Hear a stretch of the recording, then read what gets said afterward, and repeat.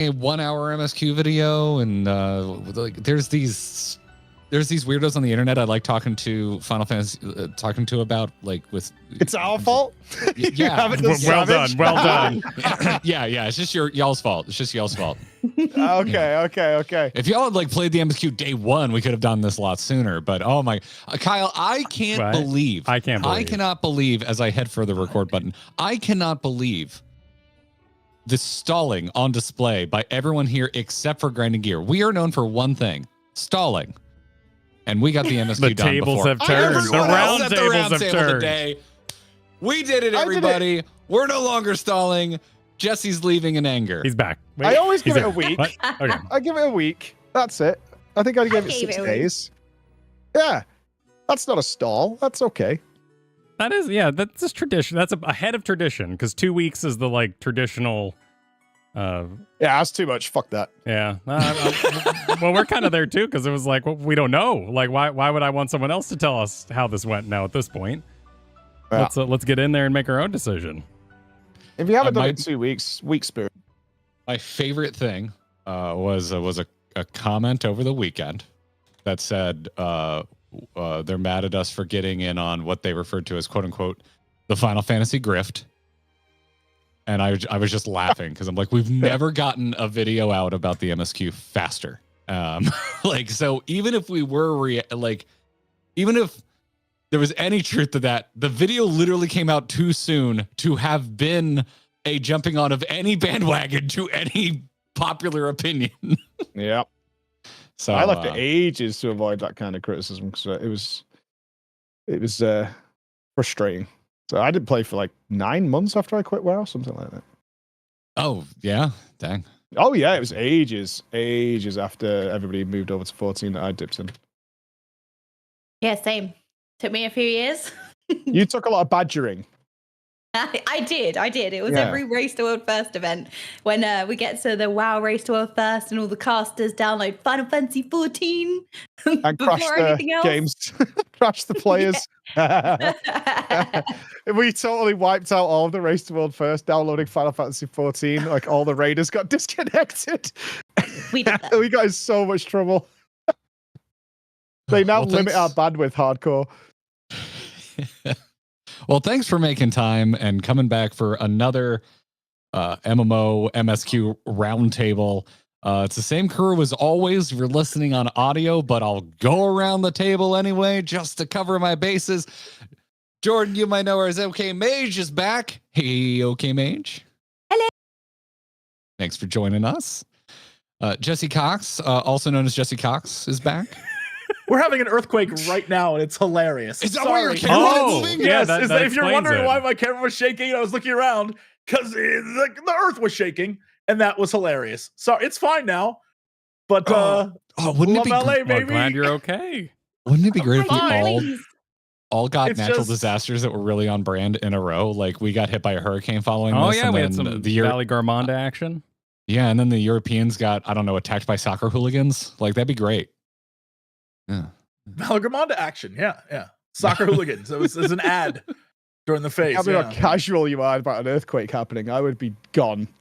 I've been through so many that it doesn't affect me at all. Like, I'm just like, That's this is what we're crazy. doing? Which is probably dangerous. I must admit. I probably should have been like, I gotta go brace on a wall or whatever. No, I was like, really? Okay. You choose Now? But I'm busy now. It happens. I was more thinking everything was like the internet was going to go down, but no, we're good. So Cables rocked with it. It's a respectful earthquake. You just it was very nice. It's like a little shake. Like, hey man, wake up. Dude, you're gonna fall into the ocean like any day now. It's gonna. I'm really convinced. I Yeah. will be on my way down. Like, this is fine. It'll be over soon. Yeah, it's gonna stop. Yeah. As I sink into the earth, I'll be like, it's. You This have is- to this is do nothing big. an Arnie thumbs up if you actually go below the waves. You'd have to do it. It's the only way to go at that point. And that voice giving the Arnie thumbs up is Mike, aka Preach, also joining us again. Thanks for coming back. Anytime. Love it. Sweet. wonderful, awesome. Was a sub goal for today. Not getting lost in a side conversation about Monster Hunter with Breach. We're trying to do our best about that. Or You're still early. I'm safe. like zippers or something. Apparently, we were warned about zippers. Is that We're that warned going to be an about- issue, Jesse? Or do we need to be concerned about this? I don't know what they're talking about. That doesn't sound like anything I would be obsessed with. Okay. I was so Oh, good. confused. Good. Nothing. Just go look at Spheen's outfit and tell me those zippers work. Those Oh. zippers don't make sense. We'll see. Oh, We're, they do. now we're on How topic. zippers Yeah, work. we're ready. Here we go. You've played post-Advent Children Final Fantasy VII Oh, spinoffs, look, right? no, I'm aware. Look, I've played Final Fantasy VII Rebirth. I know that Rufus, his clothes make no damn sense. It doesn't matter. It's all style and fashion. However, I will just point out that Spheen's, she has like a cloak thing she puts on that zips down. I don't know. That don't make any sense to me. I'm no fashion icon. However, why are you zipping down to clothes? That's not how things work. You zip up to close. Zip down to close is not how close close. Wait, the bottom. Why The is bottom's everybody normal Googling though. this? Wait. Oh yeah. Sure. They are redefining zippers. Yeah. I just don't think it makes Got any me. sense. Got me fucking Googling it. You I maniac. know. I've got. So- So If you look at her outfit, the new outfit, it just doesn't Yeah. make sense to me because she's putting a thing over her, then zipping down. And the back has she has another zipper on the back. Like, I don't know, girl, how you zip that? Do you need someone to help you zip that? And if so, why have a zipper? Well, she's a queen. She got to choose this clothes. She didn't- fashion. this wasn't clothes she like Fashion woke up reasons. in 1,000 years later. She was like, that one. I want that one. To be fair, that is on brand with a lot of women's clothing in general. I know on several nights out, it's quite a kerfuffle to go to the toilet. You do need a team of like, can you zip me up, please? Can you unzip me? They're If not anything, it's a designed. troubling trend with the fashion industry, and I'm just pointing it out. And then what happens? know It's what? like not having Injustice. pockets. Yeah, why have jeans with no pockets? I'm Yes, fighting for the ladies on this one. It's nonsense. Nonsense. true. I didn't realize dresses pose the same issue as going to the restroom at a con in stormtrooper armor because I've been in that. I've had that issue. That's a problem. I can imagine.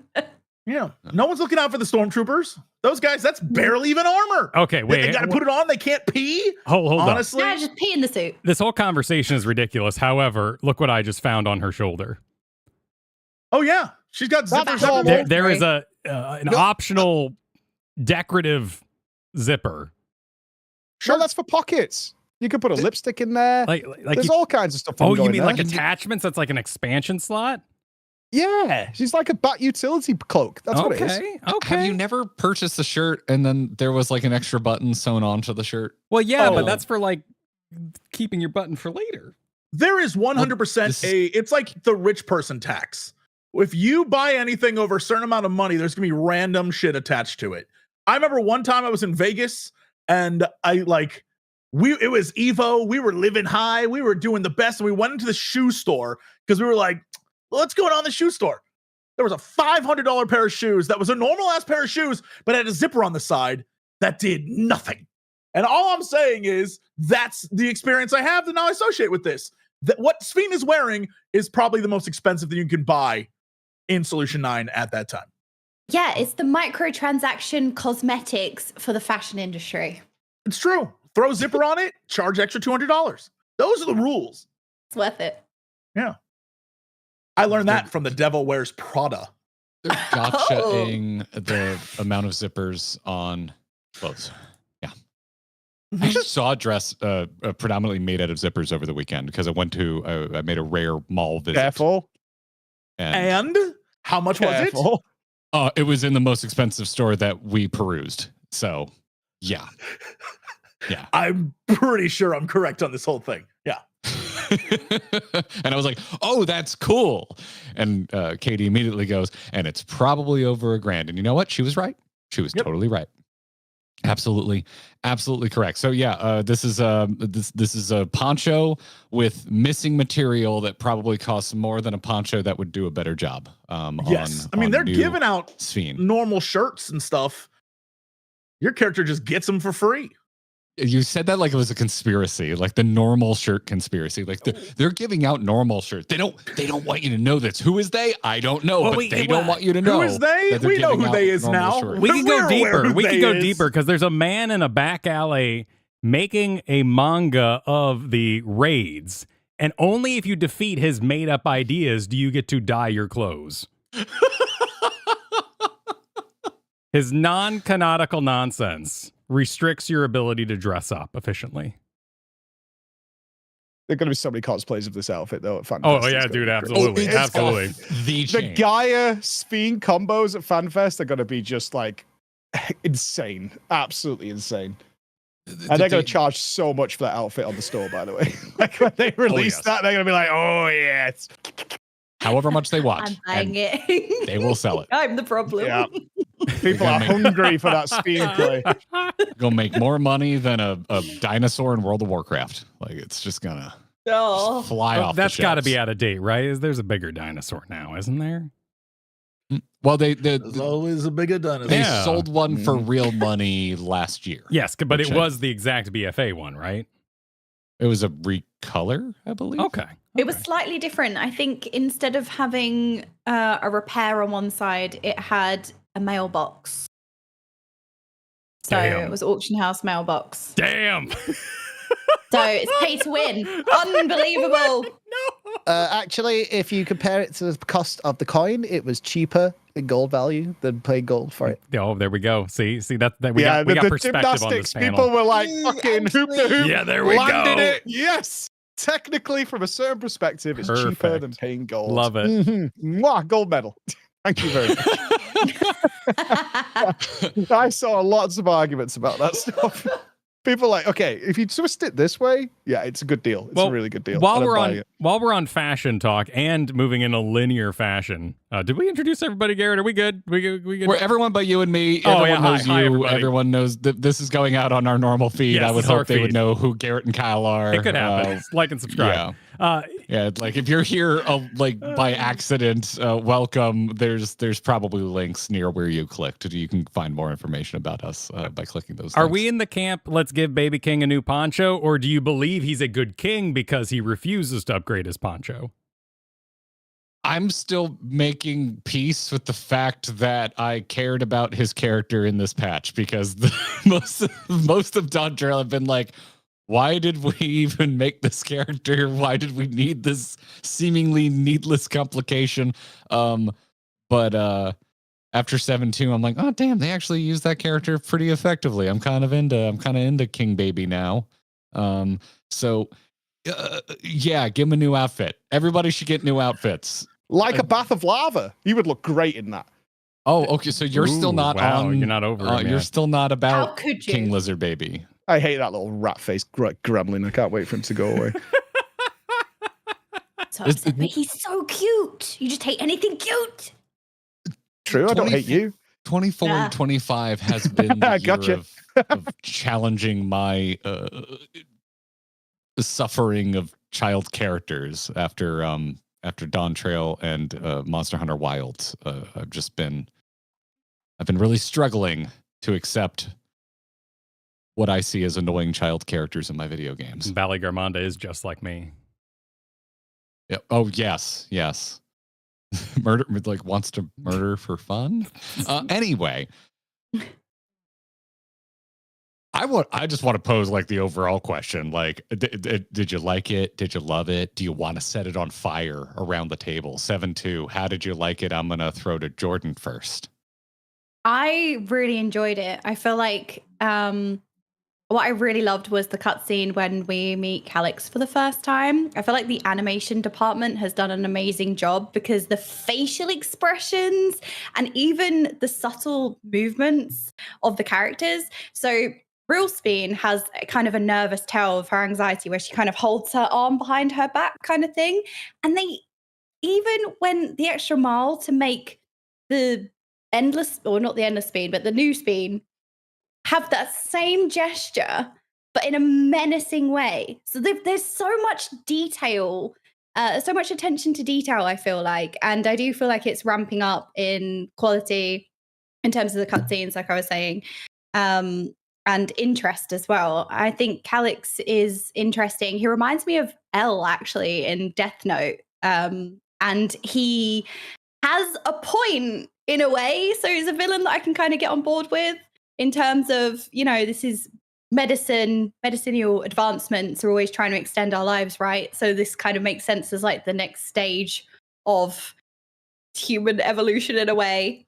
So he kind of has a point, but at the same time it's like, no, because you villain, no, we can't do this, not at the expense of everyone living. But yeah, just as a quick summary, I do think that there is so much more potential, and I do think the post Dawn Trail MSQ has really ramped up in enjoyment, just because it's a lot more stimulating, I think. So maybe people are more enjoying it a lot more. But I loved it. Well, you mentioned L in a positive light, and I made a similar connection. So I'll just be borderline agreeing with everything that OK Mage says today.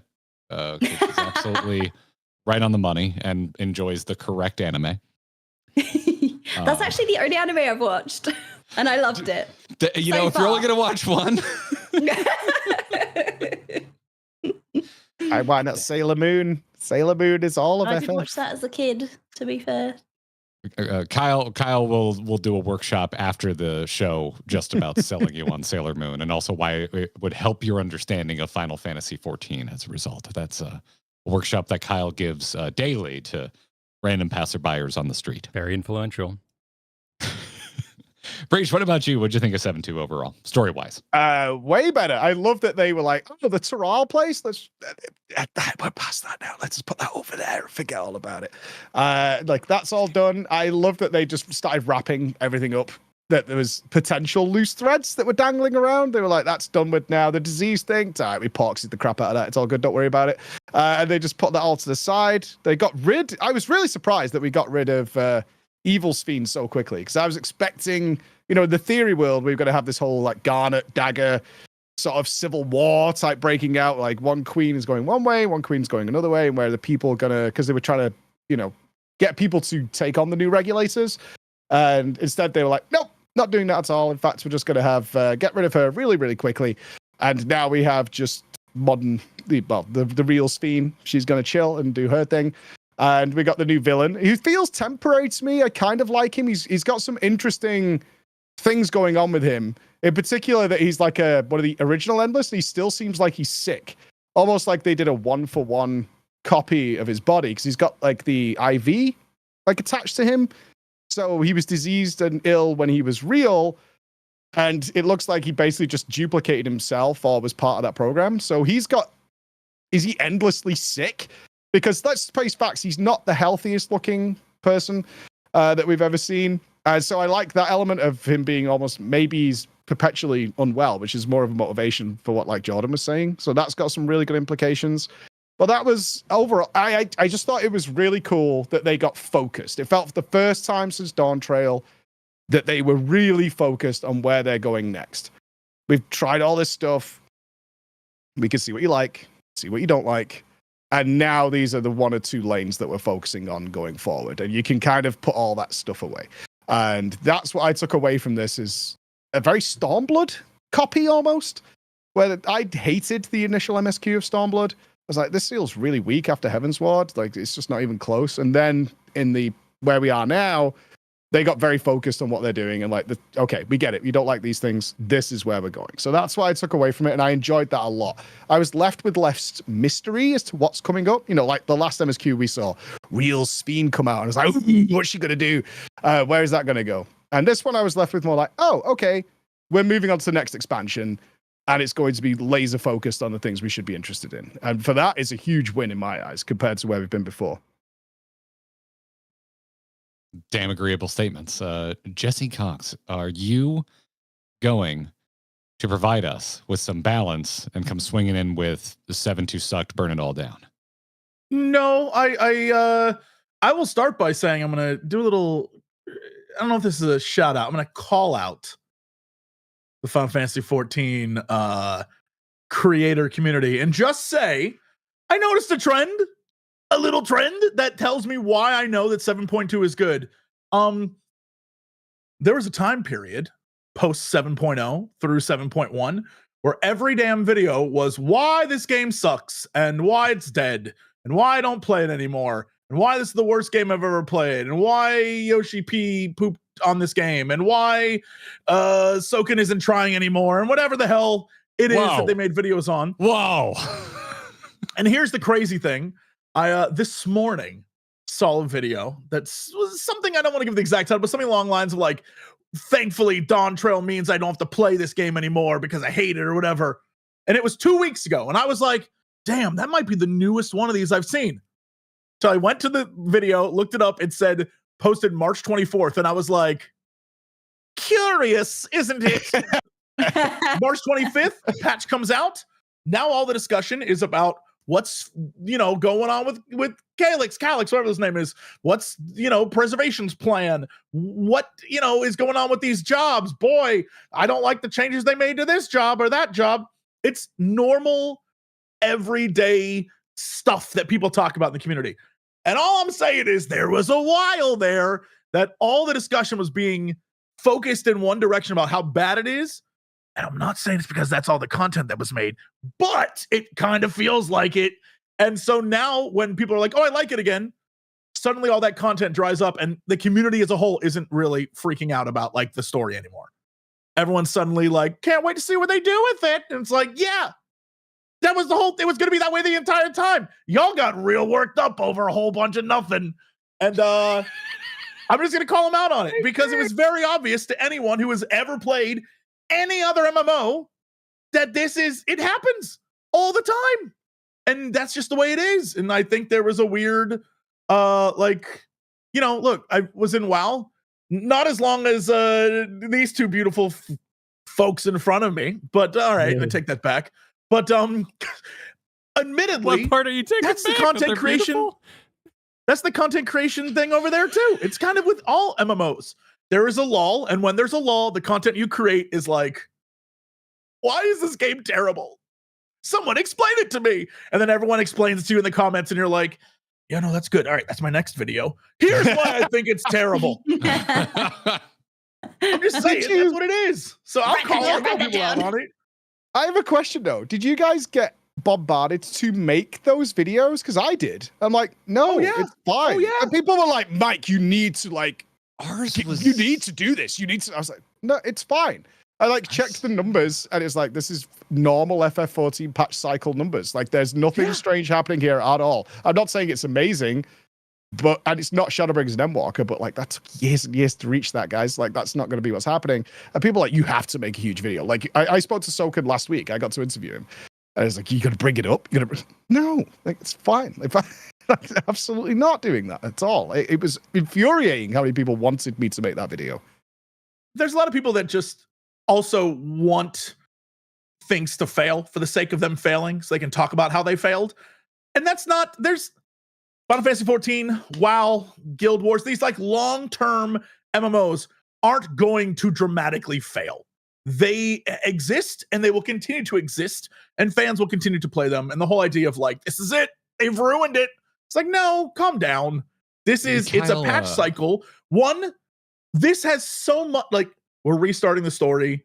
We have all this new stuff to tackle. Like, Preachers are saying, it has a Stormblood vibe where they straight up were just like, we're going to cover in the base part of this expansion all the background stuff, which is not the most exciting or fun.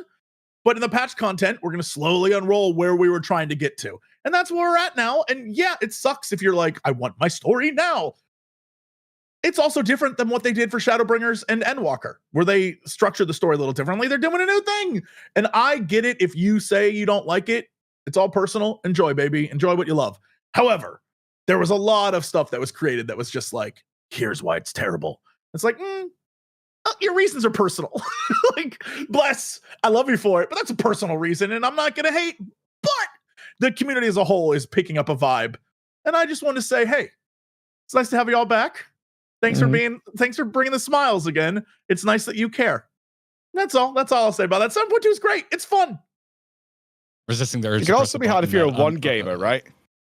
Yes. If you're a Well, content yeah. creator who's a one gamer, and your game isn't doing super well right now, you're like, There's so a big this is why I mad. like talking to you all, because you've all been in the content creation scene and you all have played more than one MMO, that you think about things in this way, and I feel like all three of you, I'll include Kyle in this as well, but I work with you regularly, so you consider all So you of don't those. count. You consider all of those angles, and God, there's so many things I want to jump on that just got mentioned. To Jesse's points, multiples, kind of about the trend of more negative focused Final Fantasy XIV content being created on the internet. Yeah, absolutely. And I mean, the reasons are going to be so different. I'm sure there's already going to be comments on this VOD after the fact of like, yeah, but what about this? What about that? Like, yeah, some people do try and come at it from a game performance angle, and that's fair and valid. But like, Yeah. you need to know and understand that that's the angle they're coming at it from, or other people come to it from just a personal enjoyment. This is what I like. This is what I don't like. We did a lot of that ourselves, because that's what Kyle and I have done like the whole time. If you go back to particularly like Shadowbringers patch content, I hated 5.1. I was really annoyed by it. And we spent time talking about why it didn't land for me. And almost everything I came up with was personal, but we try and own up to that. We don't try and like hide that information. So like, I don't know. And to your point, Preach, about if we got asked or not, our community was real back and forth. I would say it was almost 50-50 divided of like, hey, we would love it if you commented on like the state of 14, or like this permeating trend of negativity toward it. Or even more specific, like, could you do a reacts to this negative video? And then we also got a lot of pushback. It was like, no, don't watch that video. Oh, or don't watch this video. That person's toxic. We don't want you watching it because either A or B, I don't know, maybe they're afraid we agree with it, or they didn't want to invite their commenters into our community, which I understand and respect that. So we didn't know, what the heck to do. So we just kind of talked about what we wanted to talk about and went on our merry way. But what about you, Jordan? Like, did you?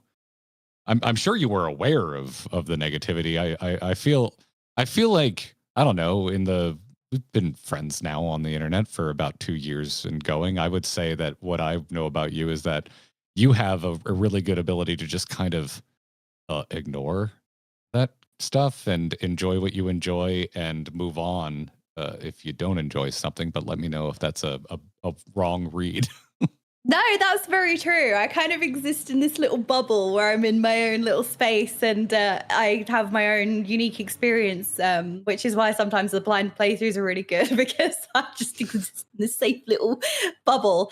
But I'm really gutted that I wasn't able to get a video out about Dawn Trail, because I genuinely loved Dawn Trail. I think when we did our roundtable, that's what I spoke about even back then. And I'm not trying to be like, oh, hashtag not like other creators, but I really wanted to put out a really positive video because I genuinely had a good experience. And when I was going through the MSQ, a lot of people coming into my stream, I got a lot of comments of, you know what, this stream's like a breath of fresh air, because there's so much like negativity, there's so much criticism. And constructive criticism is always really important, right? We always want to move forward. We always want things to be better.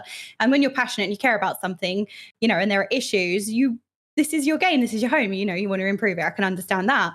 But there was a real overload of negativity to the point where people were seeking refuge in a way in my MSQ playthrough, because I was genuinely having a good time. And that wasn't actually commonly seen, because, all of the content was really critical and negative. And I just feel like in general, everyone's a real major critic these days, and it doesn't really serve any purpose other than ruining your own enjoyment at times. I feel like if you go on a roller coaster in a theme park, you just enjoy the journey, you enjoy the ride on the way around, but you're not sitting there going, oh, this angle and this turn isn't as good as this ride at this other theme park. Oh, it's really rubbish, actually.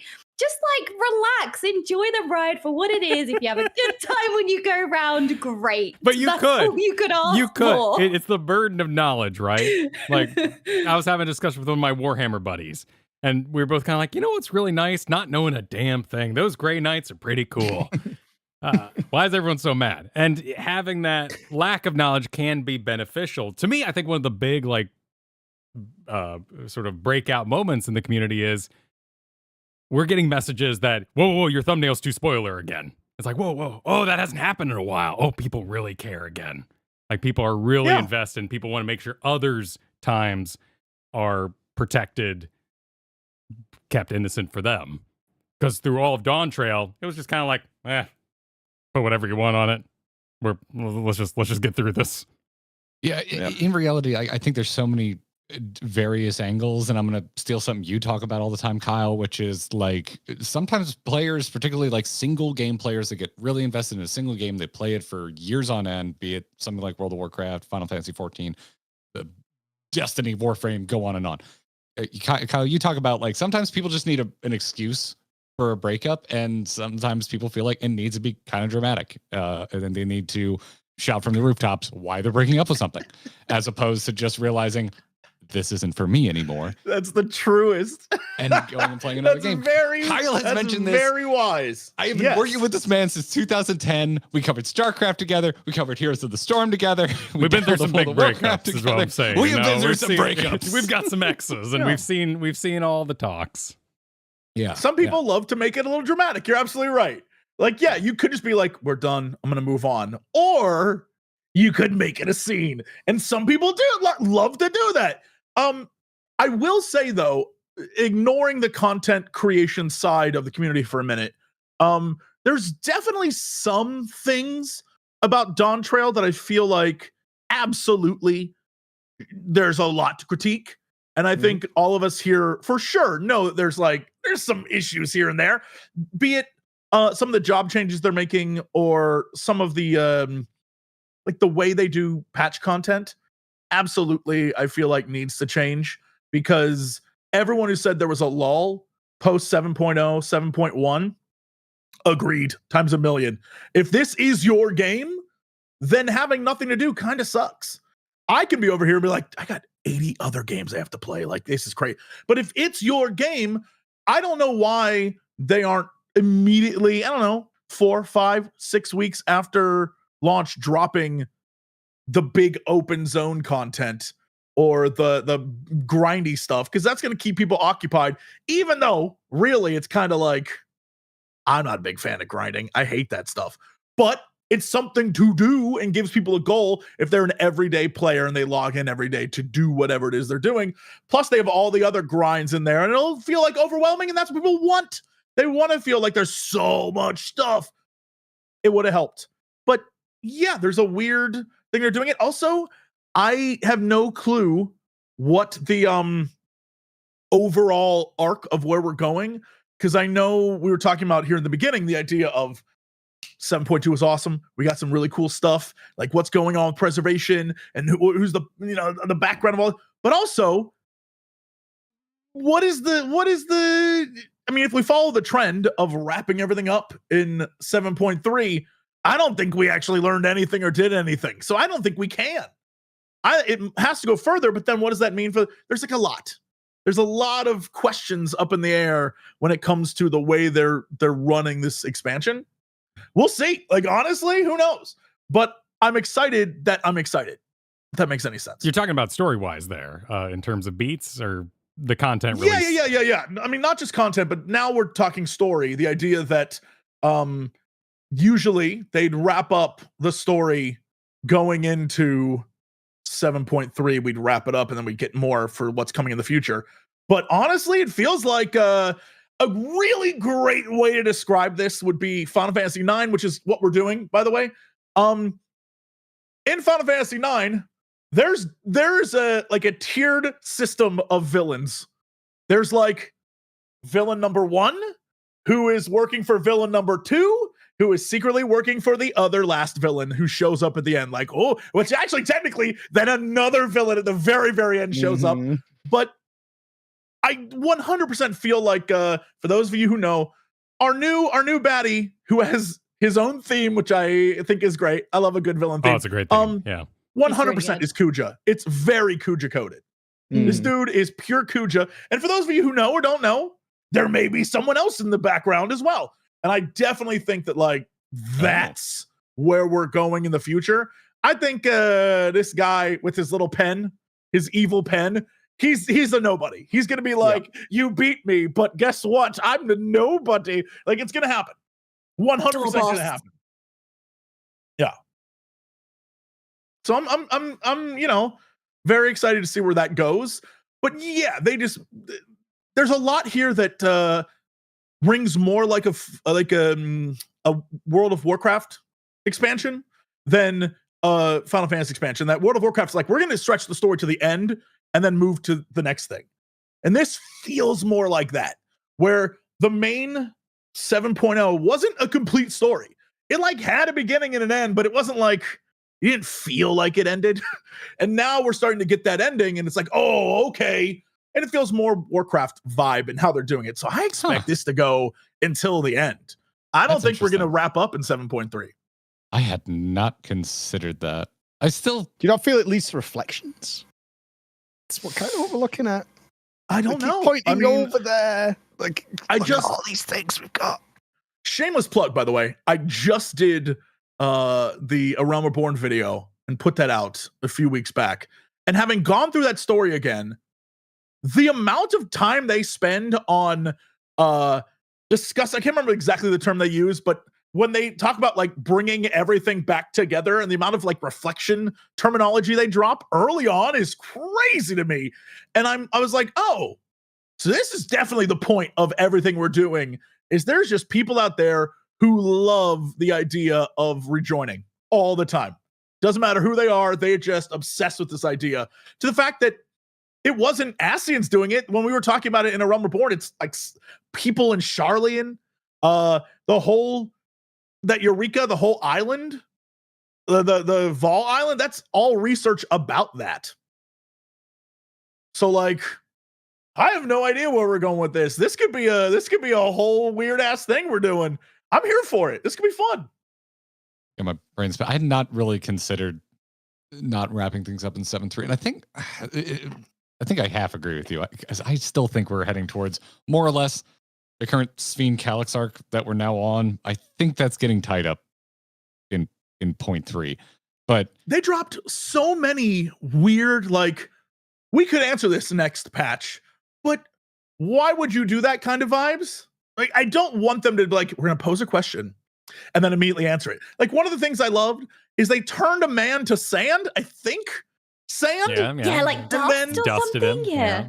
And then you Sand, literally dust. just go into a dungeon where the entire thing's filled with the exact same color dust. And I was like, are we getting dark right? Like, what is happening? I don't know. I have no answers for you. And I hope they don't just, here it is in exactly, 4 months or whatever. Oh, wait, you Yeah, thought I the, agree. you thought the I was going castle to say, but there's also a couple of things that I noticed that they cut kind of short as well, because I thought that they were going to blame the sentries turning on them on Galudra, for example, and they didn't. They, like, the citizens knew that it wasn't the baby king, and they kind of skipped over that. And I thought that that was a direction that was going to go in, that people were going to turn against the baby king.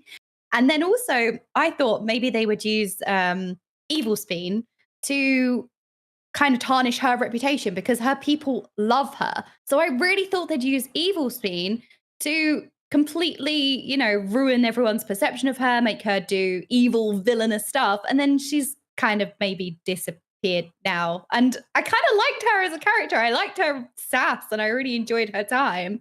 And then there was two things that kind of resolved very quickly that I was a little bit like, no, is that a bad sign or not? But there's also like an incredibly bizarre line read that I assume is just the line and I'm overthinking it. But the fact that she's like, Calyx, I'm going to let you handle this. And she's like, bye. I was like, that sounds like an authority figure rather than like, I'm your robot friend and you're my master. It was like, it's like a weird line read. She's like, you know what, you can handle this. I just saw it When as she's like sitting on the C-3PO. throne. He's like, if you don't mind, I'm going to shut down for a while. Like, it seemed kind of casual. But yeah, I that's got not it as the way like an she says AI it. that was finished and complete her her role is done. But I also shenanigans because she left the crown, and it's like. But the idea that she would say, all right, my work here's done. No, she's like, all right, I'll leave the rest to you.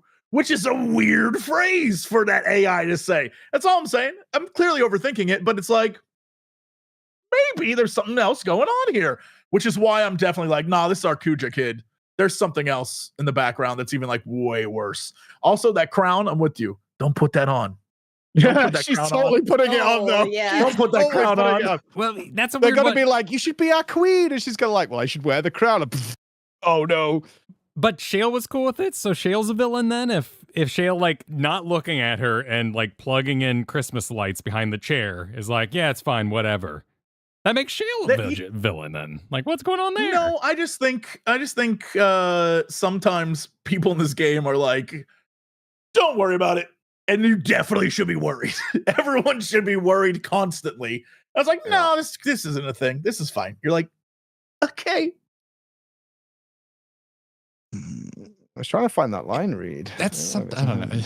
It's when she's on the throne. And it's right. I know the one you mean. She dips and she's like, I'll leave the rest to you. And I was like, what a weird way to phrase that statement.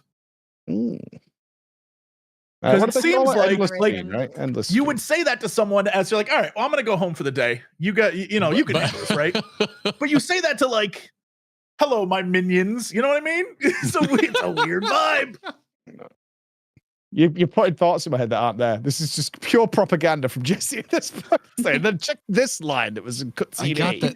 I think a lot of what you brought up, Jordan, is why I think it's getting wrapped up in point 3. I think whatever Calyx is up to is going to just burn the population and use them as fuel to such a degree that if he's successful, Solution 9 is over anyway. It's now just a giant battery for whatever his plan is, or we win. And so you don't bother with these subplots of trying to undermine Galulja or undermine Real Sphene. I think it's moving at such a speed that there's no need to pull on those plot threads. No, wait, that's kind of ammo for why I think point 3 is going to wrap up this arc. Wait, let's roll. Okay. All right. So Shale is full-blown villainy because Shale is the narrator of the dungeon intro. And it's Shale who is like, oh, all that dust? Well, that's just them, making sure the lake doesn't come back because we dry it out down here. Like a Michigan basement. We have a pump that keeps this place from getting flooded. Shale tells us that. And if Shale then tells us later the crown is fine, then Shale's in on it. Shale's a villain. And that's people. That's people down there. Okay, that's a problem because I already like Shale a lot. And if Shale's going to be a villain, I can't handle how much more. I honestly would love that, though. I think most fans will be like, no way, it's not going to happen. And probably not going to happen. However, taking someone that fans love and being like, actual villain. We haven't really had any of that in Dawn Trail. We haven't had that betrayal. We haven't had anything that's gone like, oh, no. Shale works because people really like Shale, even though she doesn't do a great deal of stuff, but she's rock solid. She's like I just told her that actually shows up. That she's good. Yeah. That actually shows I up. love how they teased Y'shtola so much, and we got. I've never had so much blue balls in my life. I don't even care at this point. It's just the fact they keep going. And remember, in the next patch, Y'shtola will be here. She shows up and immediately leaves again. Like, bye. She shot fireballs. She participated. Dude, have we even talked about how much voice acting they put into this patch? It was more than I've ever seen. It was unbelievable. Bonkers. Yeah, love it. Yeah, it was Also, crazy. Big shout out to Sphene's voice actress for playing 3 different versions of Sphene. I thought she did an incredible job. The scene where we first meet Calyx, where they let's stub the Warrior of Light's toe with all of the electricity in Solution 9, and then in short order, Calyx shows up, and then Evil Sphene versus Real Sphene. Also, Vuklamat getting like the sudden punch in on her face before she grabs her axe. That entire sequence, loved it. Everybody was just putting on a clinic voice acting wise in that scene. It was so good. But yeah, I'm with you, Jordan. The highlight of this patch for me is probably like Sphene versus Sphene. Like every scene they were interacting with each other was just awesome. I don't know what changed with the directing, but the camera angles, the punch in, everything about the cinematography was awesome. It was very well done, and it absolutely makes those scenes all the better. Even the one paused right now. Yeah, perfect pause. I like it. Yeah, Kyle can attest. I was yelling in excitement multiple times while we were playing through this because of cinematography, and I was like struggling to use the word. I'm like, I don't really talk about cinematography in games, with like minor exceptions of like Kojima projects and Naughty Dog games. Like that, but past that, I don't really think of virtual camera work in video games. But yeah, there was I refer to it as fit and finish. Like the fit and finish of the 7.2 MSQ specifically is really, really tight. And this is something you see, it takes jumps, like it takes steps up all throughout the MSQ from Realm Reborn through Endwalker. You will notice, their digital camera work is like getting better. Their ability to animate faces and voice acting and have it all come together to kind of impact you works. And if you live stream it, chat's going to be there being like, yeah, it's because of Hildebrand. They learned a bunch of stuff from the last Hildebrand. They did a bunch of weird shit. Now they're applying it to their dramatic scenes. But there's some truth to that. But there are those weird ones, like those weird standout moments, like when you're in the sand with Hien and your character does a momentum-based run and slow down. You're like, what the hell was that? That was beautiful. What the, like your Warrior of Light takes a drink of water and you're like, what's going on? Why would you do this? Who's working extra? I really do think that they found their focus. I think they absorbed some critiques and they cut. And that is evidenced by the phone call. The phone calls were awesome. They were voice-overed, and all of that could have been go click on people things. Mm-hmm. And they found their way to be like, okay, and someone was like, I really, really need you to meet Malachite. I need the audience to meet Malachite. And they're like, fine, we can do like 3 Malachite quests, okay? Oh, thank goodness. It's going to be really important later. But otherwise, it was all cut, which means they went back on what they had and said, can we be cute in here? Can we express ourselves? How have we grown over the last year? How can we showcase that? They came back hungry. Yeah, and also, why was Alfie there? I couldn't believe Alfie was still in Solution 9. I'm like, this is all going on. I'm like, hello, Alfie? He's like, oh yeah, I'm outside. Yeah, I'm chilling. I'm doing my own thing. I really like that we left it behind, though. Like, I really it was cool. Because all through 7.0, I really felt like, are you all here for fan service? Because like they weren't giving the Scions much to do, but they were just there kind of dangling. Whereas in 7.2, it felt like they were their own characters, their own motivations, off on their own duties, and it didn't lead to a 15 extra quests of like going and clicking on the channel point, which I really appreciated.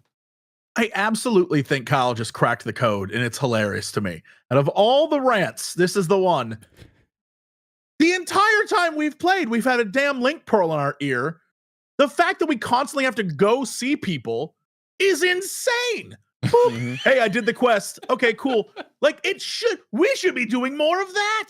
Talking to them in our ear. The Scions shouldn't have been hanging out. Yeah, sure, they could be in Tuliol, whatever, but they didn't need to be there. They could say, yeah, if you need help with the dungeon, we'll show up, but enjoy your adventure.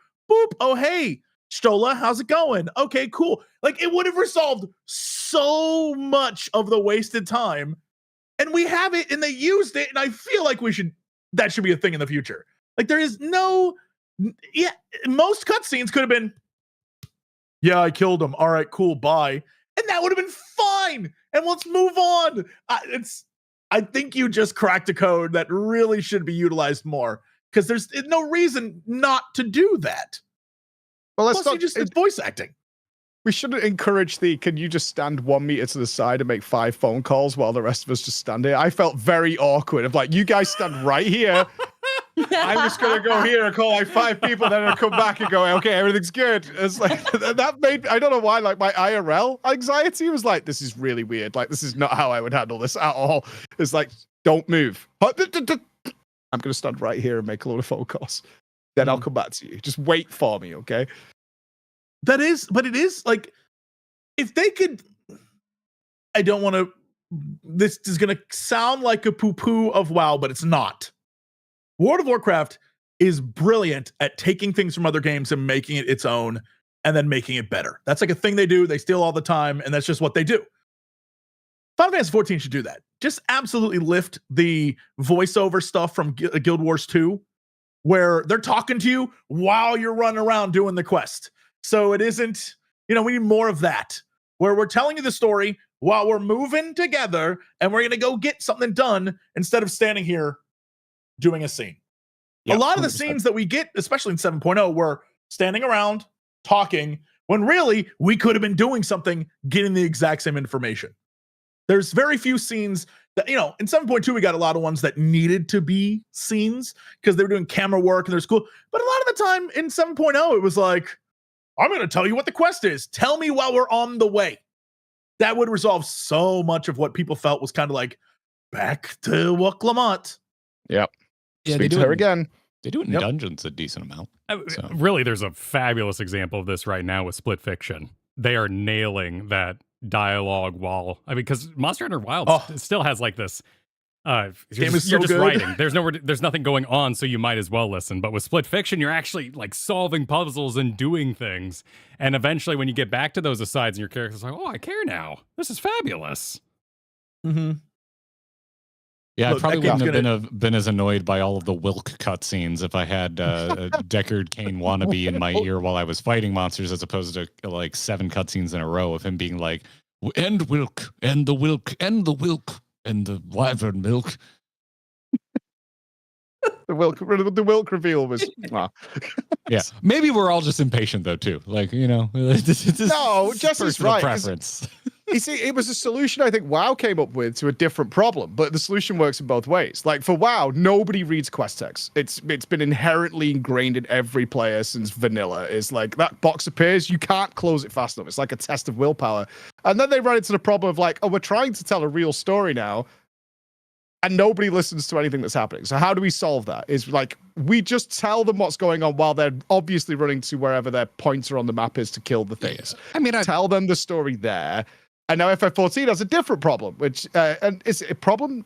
Kind of, you feel like you stood around a lot, and there's definitely this isn't almost immersive because we just wouldn't behave this way. We would obviously talk about these things while we're on the move together.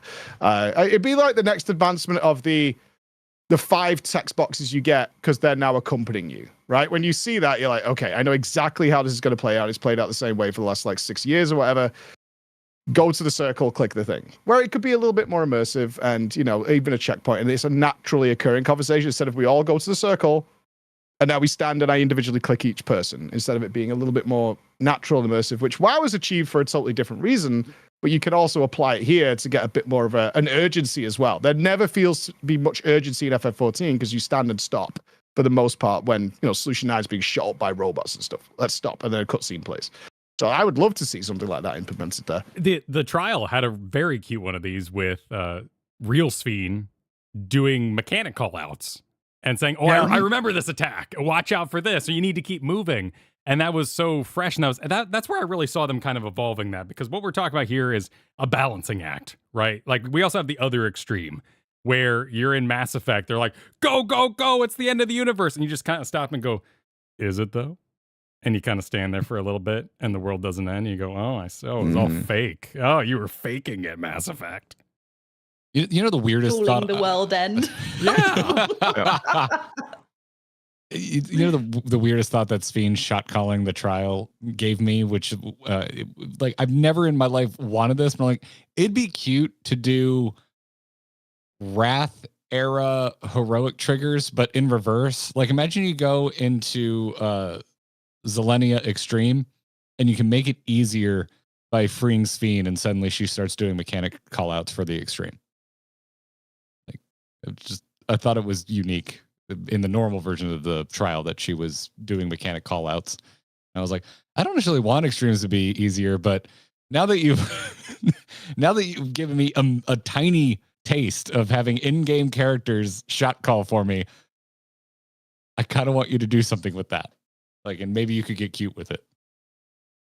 Yeah. But normally it makes a lot of sense. People aren't there to die. I think you accept an extreme that you want a bit of learning and stuff. Yeah, if it was optional. Yeah, like Kirky in chat is saying Sphene DBM. That's what I want. I want Sphene DBM. I want every fight I do from now to have Sphene just being like, "Don't stop standing in the danger part of the donut, dummy." Imagine if you had to call it donuts, though. Would you have to, they'd have to use the proper names for the mechanics and things that people wouldn't recognize. Well, and then I want them to retroactively go back and like just let Emmett shot call everything in Shadowbringers for me, please and thank you. Emmett Boss Mods has now been acted to Endwalker. Yeah. Still What do you think completely. of the Selenia fight? Well, Beatrix / Selenia.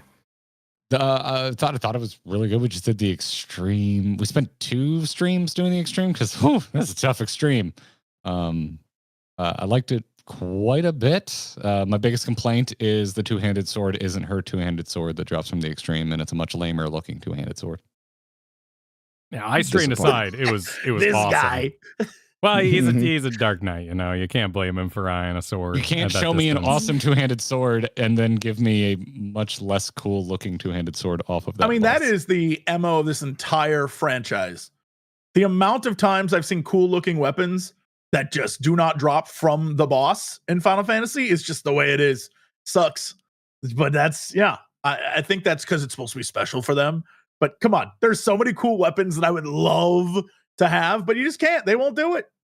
The song was What awesome, sword? but it didn't have any like nostalgia factor. Mike, you're super into FF9, right? Was that a new thing you found or something you played long ago? No, new. I only did FF9 before me and you met, Jesse. I think you, because I was about to do 8 when I was at your office. Yes. Because you were warning. I think I just done 9 then. So whenever that was, because you were like, "Have you done 8 yet?" I was like, "No," and you're like, "Oh, it's coming." Because I remember us talking about it there. So whenever that was, when we was last there. God, like That's what I 2 just done years now. ago. Yeah, maybe 2 years ago. Yeah, You two hadn't it always met feels before like that? last year. Hmm? Yeah, That's when you two yeah. met? We'd met at BlizzCons and things like that, but He means like we actually physically got together, hung out in Okay. office, smooched a little, talked about he's our playing feelings. it down. We had met like handshake, like "Hi Jesse, hi." You just said Mike." you And then smooched. That's playing it down? What do you want to tell us? I have to give credit to Jesse how awesome he was. I literally DM'd him saying, "Dude, I have to shoot this thing. Can I just come to your studio and do it?" He never even second guessed it. He was like, "Yeah, of course you can." Like, no problem. And we just came and crashed in his studio for hours and nearly forgot to film. If you remember, it went so dark, and you were like, "Bro, I have dinner in like 3 hours. We have to get out." Like, I gotta go. We had 2 interviews to shoot, and we were like, "We need to film something," because we were just fucking sat talking for hours. I trust Yeah, you, it but was I awesome. don't trust you to lock up. Well, no, because one of the interviews was with Jesse. Oh, I had 2 interviews to do. I brought the other person who was a mutual friend of me and Jesse. And then we were like, "We have to film something." Like, okay. And then we didn't know how to film it. We were like, "Well, just put your Lilith statue in the middle for some Yeah, reason." yeah. That was what we came up with. 2 chairs I and a was Lilith like, I got a statue. bunch of statues. We'll just put them around, whatever. between 2 D4 characters. Mhm. Yeah, God. yeah, because you had your little Lalafell Jesse. I And did you're have like, Lalafell can I Jesse. can I sneak that guy into the shot somehow? Just to get him in there? Yeah, there was so much stuff we could have used, but we Mhm. went with those for some reason. But like, bless, you know. Whatever. It's a curtain. We'll go. That was good. But yeah, that was when I just done 9 because I did all the popular ones first, and then I had started spacing them out because I'd never touched FF as a kid, ever, because I just didn't have a PlayStation or anything like that. Yes. Yeah, and FF looked really weeby, and I didn't want to touch it in case it infected me, and I started watching Sailor Moon. But I got converted. I How was did you find Sailor Moon? I've never. Oh, that's too far. Let's be real. I was pretty into anime in my teens, and then I really got away from it in my like late 20s, and 14 has brought me back into the fold of kind of consuming a lot more Eastern media again. And I found out that I still like it and still find a lot of joy in it. Although there's so much of it, like you can't talk about it all in one big bucket because it's just like you need to find. I know that. I just. It's don't like want saying kids. I like books. It's just like, well, what kind of books? Like, there's a lot. I enjoyed the Minecraft movie. That's what else. That's my full stop on the sentence. I enjoyed the Minecraft movie. There you go. I really want to see it, but I feel like me going by myself is going to be really lame. Oh, I love going to movies. You're home with your little I'm popcorn. going to the Minecraft movie today. Oh, you got to go at like 9 p.m. on a Wednesday. No worries. You'll be fine. Yeah, there'd just be like no one in the cinema, and I'd just be like, Go with the place full of kids. Okay, all right, never mind. I didn't think about this as an extension of our roundtables, but should we all go see the Minecraft movie this weekend and then get back together for a Minecraft movie Make sure the roundtable? place is full of kids. It is the most fun you'll have ever. Like I've never seen kids going so wild. I'm like, oh my god! Like it was like the original Star Wars or something. Like I didn't want to like go for myself. I took my boys, but they had the best time. It was incredible. It was such a callback to a classic kids film.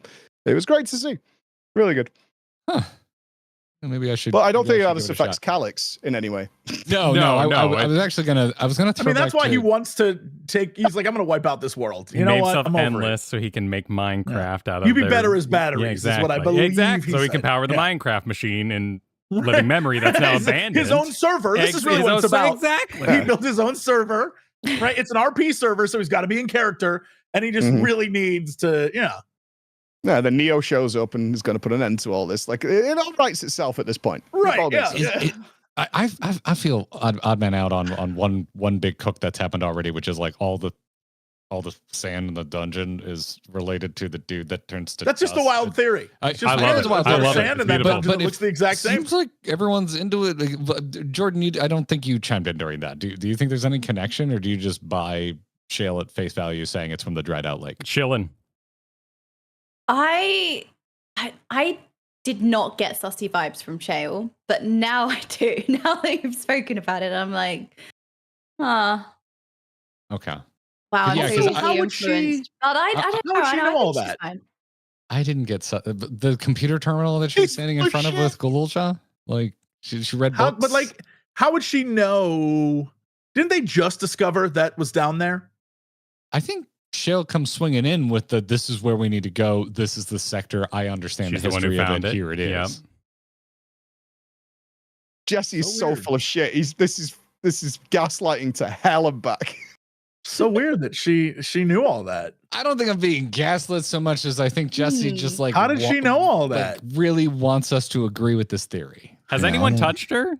I think it's hype. Has not anyone gaslighting. is she endless? Is she a projection? Has anyone interacted with Shale?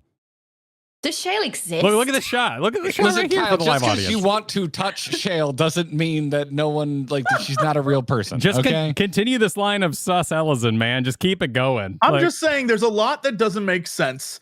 And I just want to say in chat, I saw that and it's all I could think of. Go run through that dungeon again. Why is every painting of the castle? Every painting. There's not one person. It's all castle all the time.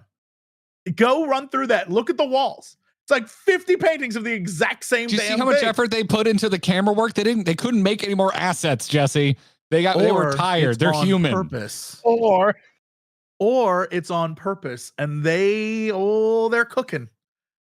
They're cooking.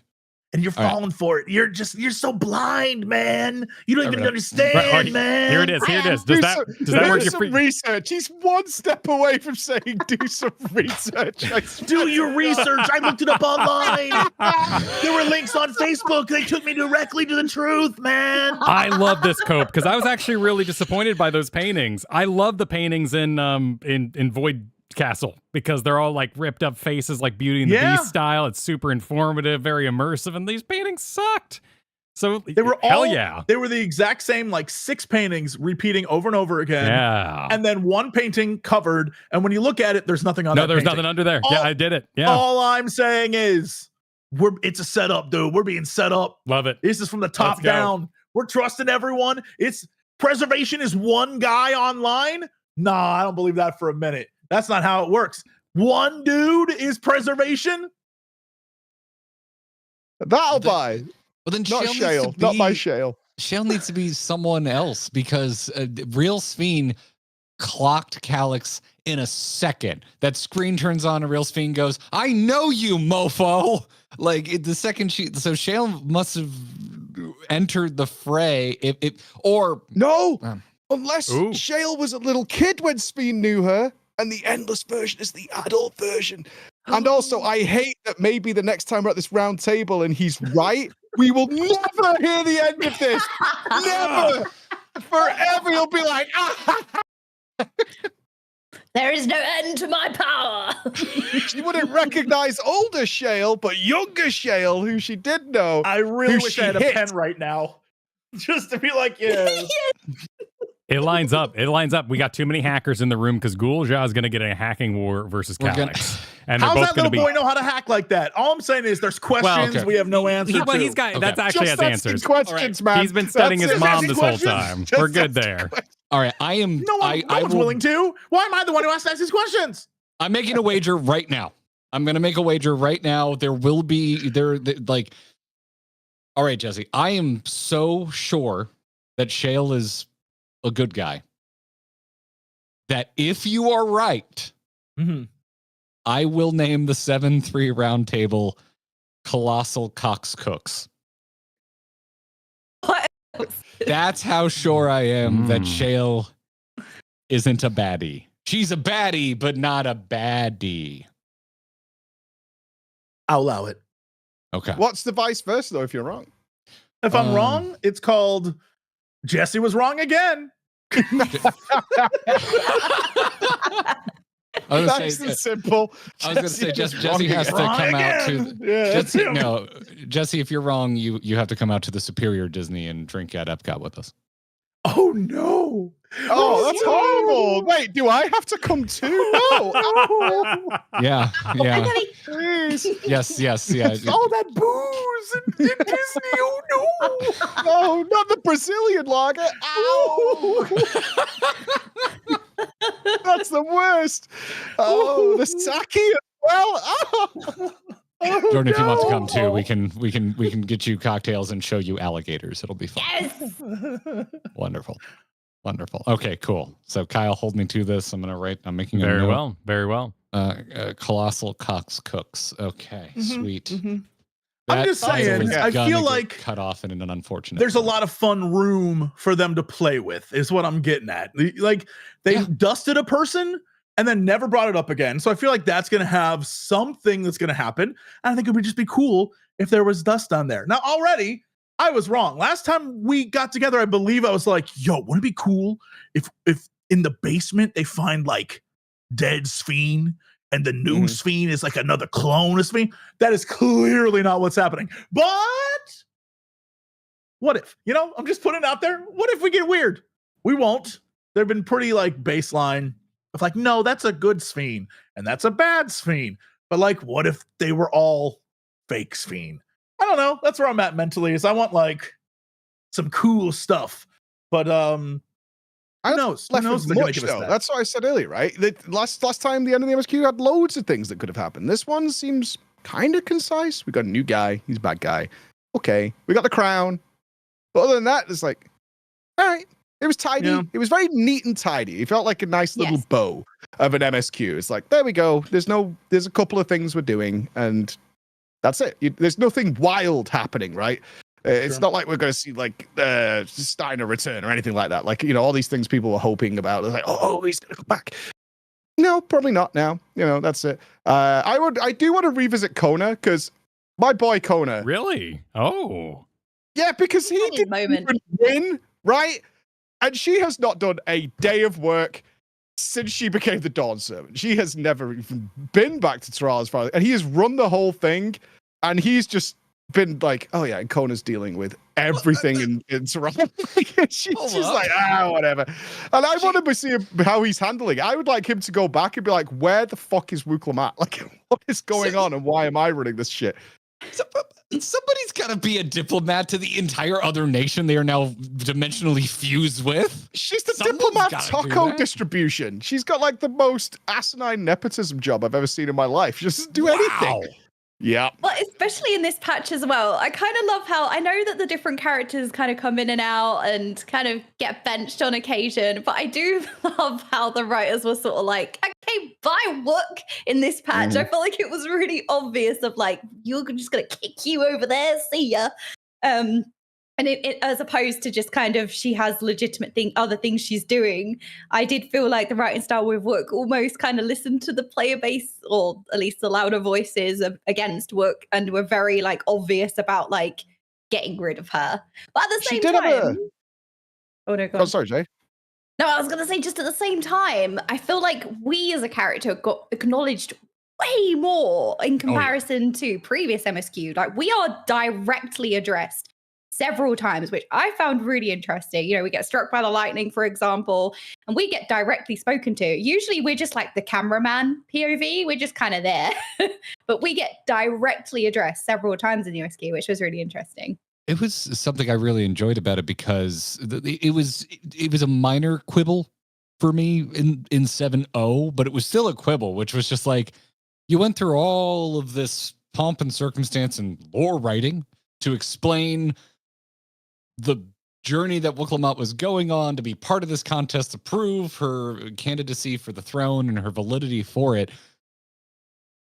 But she's got like a ringer in her corner the whole time in the Warrior of Light, helping her do a bunch of the hard shit. And then while technically not completely rule breaking, it wasn't anything that anyone else or any of the other contestants really had access to at the power level that the Warrior of Light exists at. And then even pulls in her brother Kona at the last minute. And no one really ever comments on it. And so I really like that Calyx comes swinging in. And as we're like powering up with the Asm Crystal, first off, Calyx recognizes it, which I think is noteworthy, but also is like, oh, I understand now how you were able to defeat the queen. And it's just like, this dude has been taking notes, has been watching from the shadows. And to me, I just felt validated that it was addressed, that it wasn't just Wook, it wasn't just the Scions, it was Wook, the Scions, and the Warrior of Light that made all of the events of 7.0 possible. Well, that's all part of that. There was two good points. I was just going to say that's all part of this neat writing that we kind of have in this particular patch is the acknowledgement of the 9th. Yeah, y'all knew that. Yoshi P said in an interview, we're not going to beat anyone over the head over it. And then the, there it is, of the crystal. Cool. That gave us all the information we need to know. Of course, he was watching the recording of us beat up Endless Fiend in the machine. Yeah. I thought what got actually her finale here with she got to make, that's the Sphene I've been looking for all along. And that felt like the actual end of her tale there. Is like, because she actually openly says it. It's like, that's what I've been waiting for this entire time. You're a Sphene who wants to look after the people. You want to work together. Done. That's her kind of there. Now she'll fall into that like Hien role. She'll probably show up every now and again. And she'll, Emmerich style. Hey, Emmerich's here. Hey. And then go away again. I thought that was a really tidy ending. The acknowledgement of the 9th, though, that was the Asm Crystal. I was so glad they didn't draw that out like he had to discover it. That was cool. Yeah. That was like, oh, yeah. And then he openly addressed, because we all picked up on it, I think, in my stream.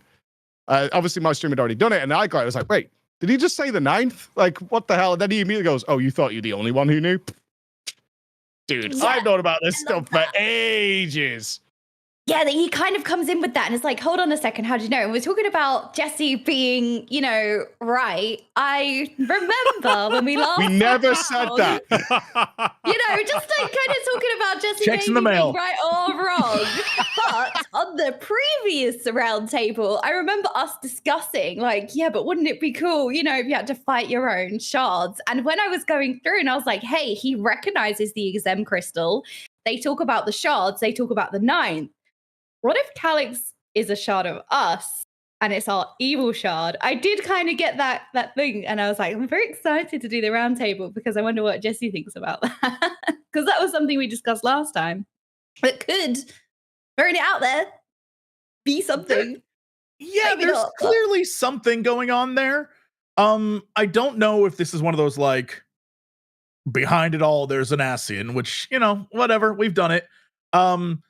Or because they are just one of the many reflections and some terrible stuff happened there, that at a certain point in time, an Ascian was among them to sort of like illuminate what the overall plot is. But also it doesn't have to be that, because like I was saying earlier, random dudes in Charlian were discovering ancient texts that brought up the rejoining, and they just didn't know what it was, but they knew it related to interdimensional fusion or whatever the hell they were talking about. So like, it could just be that because the Malala went to them, that they were like, oh, there's other people out there? That's interesting. And that could be that, right? Because there's literally the plot line where a bunch of Lalafell show up there and are saved. So like, it doesn't have to be an Ascian or a bad guy. I don't know. He could just be aware that it exists, and that's why they're down this plot. But with that said, I'm very curious where they're going with that, because it either could be the push into the future or absolutely finished in 4 months. Like, I don't know. I have no idea where they're going with this.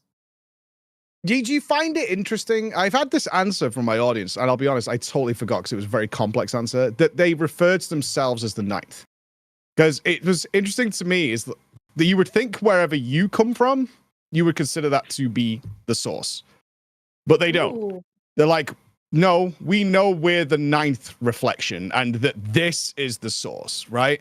I always felt, I was like, why would you refer to your place as the ninth? Because they do. There's one problem, and I'm with you on this, because it is weird. It's weird phrasing. There's a lot of that going on in this expansion. The one problem where I'm like, all right, it's still vague. They have existed on the source for 30 years, even though it's been moments for us. In that bubble, time is different or was different. And so I would imagine during that time, they would have enough foresight, especially if you're like the villains, to figure out where the hell you are.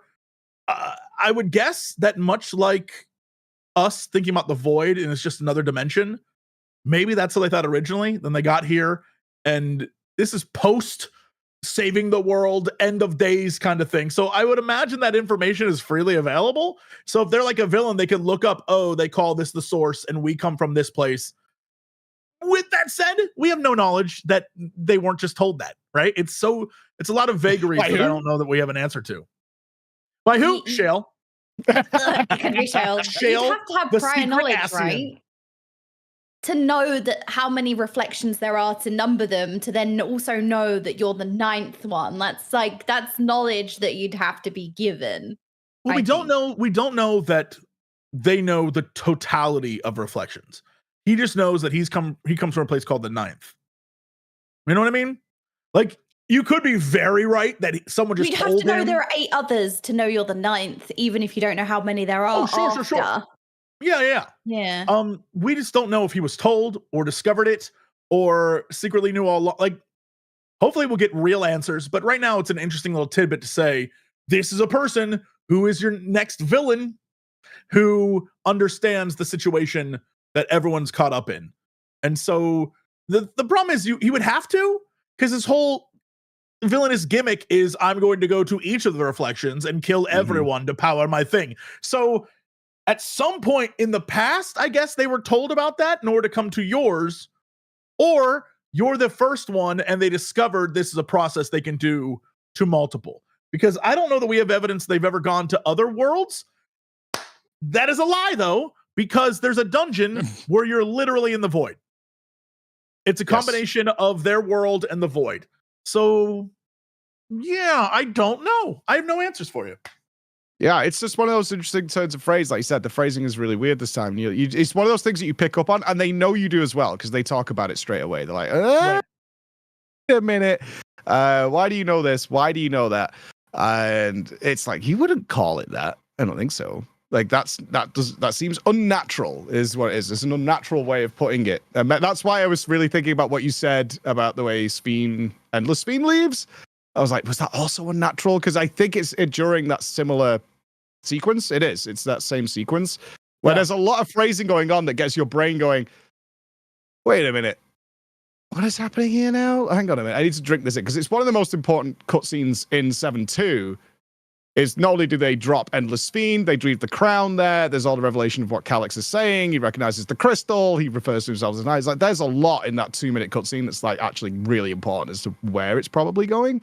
Which, it's hard to go back and check it, and I can't seem to find it in the unending thingy either. I've seen multiple folks in chat bring up like that type of information in Calyx, like having that sort of information does feel like it would have had to have come from an Ascian. Wait, no, but he had the hourglass for how many years in his possession? Like, does that not have a turner on it that would allow you to be like, oh, well, there's 14 buttons on this thing? Like, and we're the ninth button in the row, right? It's like open dial. Dials, Look, It's so simple. It's like picking up a phone and assuming there's guys only are 10 overthinking planets this. because there's 10 buttons. I think it's pretty interesting how, well, the Ascians wanted to bring about the rejoining to kind of bring back their people that were kind of endless, and now we are going into that endless thing at the expense of living people. I just think that's just an interesting tidbit that I'm throwing out there. Again, kind of in favor of the Ascians a little bit. Oh, come on, nah. The goal. Please. I don't want the Well, Ascians. I don't think Similar goal. Subtly don't- similar. For future storytelling, it kind of means, we're probably going to go back to Ascians again. This is a chance to have that little break. I don't mind going back to Ascians in the future, actually. I think they're really cool, and there's some good storytelling there. It's like, you need the chance for it not to be Ascians, and like when it gets to this kind of scale, I think, to provide some extra avenues that are less limited, that's all.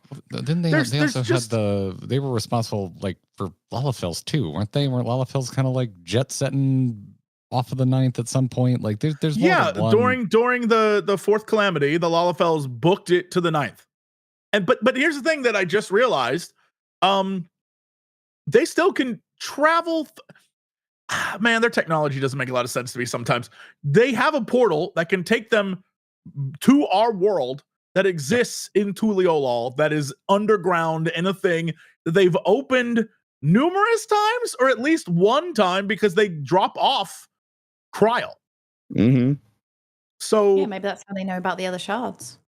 yeah, I mean, their interactions with this world, the source, seem to be, they would have a lot of information and knowledge because they've been back and forth. Like they the Malala that existed were like, those are the Electrope people. So they're all the runes we discover and all the things, that's them. But so they know information, and based on the stuff that was given to, like, I think the hint at the end of 7.0 was like, Asm was there talking with the Malala. That one storyline, I think, from Endwalker, where they're talking about, dude ran into a volcano one day. That was crazy. And then in Dawn Trail, they're literally like, this is the volcano he ran, like, or this is a volcano that Asm ran into. It feels like okay, maybe there could have been discussion then. And then the Malala took those legends. Like, we just don't have answers. Like, there's so many possibilities. And I'm fine with that. All these strings are dangling, and they'll pull one and be like, this is it. But it is interesting that, again, let me just stress, this is what we're talking about, and not like, boy, this is terrible. So I feel like it's a big win over there. No, we're just admitting that we're giant nerds, and then we worry about these things. That's the only thing that we're admitting right now. Not worried. Well, we know it's going to make exciting. sense, right? So the footprints will lead to the correct answer, but there's it's like a footprint leading into a forest. Like, it can go in any number of directions. Yeah, and Kara Michael in chat, like, it absolutely could just be Ascians, and but I would say to calm any nerves from you, Preach, or anyone else that are like, oh, I don't want to go back to Ascians yet. It could be Ascians, and you don't need to involve them in real time. Like, hell, you could have Ascian knowledge is definitely a thing. That you could have one line from Calyx where he's like, "Hey, when we ran afoul of the void, Iggy stepped over from the 13th and was like, yo, you're the 9th reflection. What's up? I got to get back to screwing up Durante. See ya." I guess I don't want Calyx's face to go with a red mask. It's like, I thought that's what they were going to do. Did you think so? Really? At the very end, before, like, the literal end of the 7.2 MSQ, when it does this camera push in on his face right before it fades to black and shows the serif words, I was just like, are they going to show an Ascian mask? And they didn't. And I was like, respect 7.2, respect. He has a totally different theme. That's no Ascian theme. That's like a gray-haired kid theme. Gray-haired kid with a pen theme. It's a different vibe. Completely different. Yeah, sorry. I like the idea that Azem, like a previous incarnation of Azem, has just gone totally chaotic with the interdimensional travel. And it's just been here, there, and everywhere. Maybe set up portals and all led the kind of charge of that tech. And the chaos that Azem has sown by accident is kind of like now reaching a point where, oh no, the technology is being used for evil between the shards, aka Calyx, and we kind of have to sort out this mess that a previous incarnation of us has sown. As I'm throwing in chaotic Azem theories in there. What is this gaslight podcast that's happening here? It's not gaslight, it's gas hype. Get on the train. Get on. All right. Well, Erenville, probably an Ascian, actually. He's traveled around. He's got all this information, and now he's the one feeding Calyx, and Erenville's evil. There you go. Oh, he so true. Mm-hmm. The clues are there, man. The clues are there. He wasn't taking part in the story, and then we found him again. He finally realized that he had a bad mom, and it's driving him insane. That's the final moment, though. We have the classic kind of Star Trekian confirmation of no, it's the children who are along. I'm going to make everybody robots. It's going to be great. Flesh sucks. And then it ends with the time to pose a new question. What's the question? What's Calyx now advancing his plan to that previously wasn't there? This is why. Go on. No, this is why I think there's like, I want to say a Garland, but that makes no sense in the Final Fantasy XIV verse. In the Final Fantasy IX verse, there's definitely like a person that I think is going to be the next big bad for sure. Now, would I prefer it if that person was like a reflection of us? That would be awesome and dope. And I stand by my Star Trek theory that, Star Trek, Kirk was fighting Klingons, Kirk was fighting God. The only thing better than God, Kirk fought himself. And I feel like that's what we have to do here. We have to battle the greatest enemy, just another badass version of us. And I think that'd be super interesting because it, we've posed that question before if you've done the Dark Knight storyline. So I think it'd be interesting to delve deeper into that about having unlimited power and what that does to people would be super cool. With that said, yeah, I think this is the start of something, not this is like a guy who's going to show up and we're going to beat him and then it's over. Do you think this is a way of bringing back Golbez and Zero as well? Now we're at this point because they were very brief. They did, introduction story, make them characters that are there, and then they very quickly went on their wander. And now it's kind of like we're dropping out a lot of the Dawn Trail characters that you bumped into we're probably never going to see again. And now maybe, because they were purely set up, especially Zero, to make an appearance at a certain point leading into it, right? That's all they were there for. We need, the best version of that is an expansion. I would love it, honestly, if it was like Shadowbringers, but it's about going to the Void and going to the 13th. I would love it if it was just like all the Scions are staying behind. Instead, B team. We're bringing Ukulele. We're bringing Wolf Waitress. We're bringing in Zero. And we're bringing in Golbez. All the people that are related. Brosetsu. It's time. Yeah, Brosetsu all the back. people related to the Void, we bring them in, and then we make that the focus of we're going to save this place. I think that'd be the coolest thing they could do. I'd be so thrilled if all those stories got wrapped up.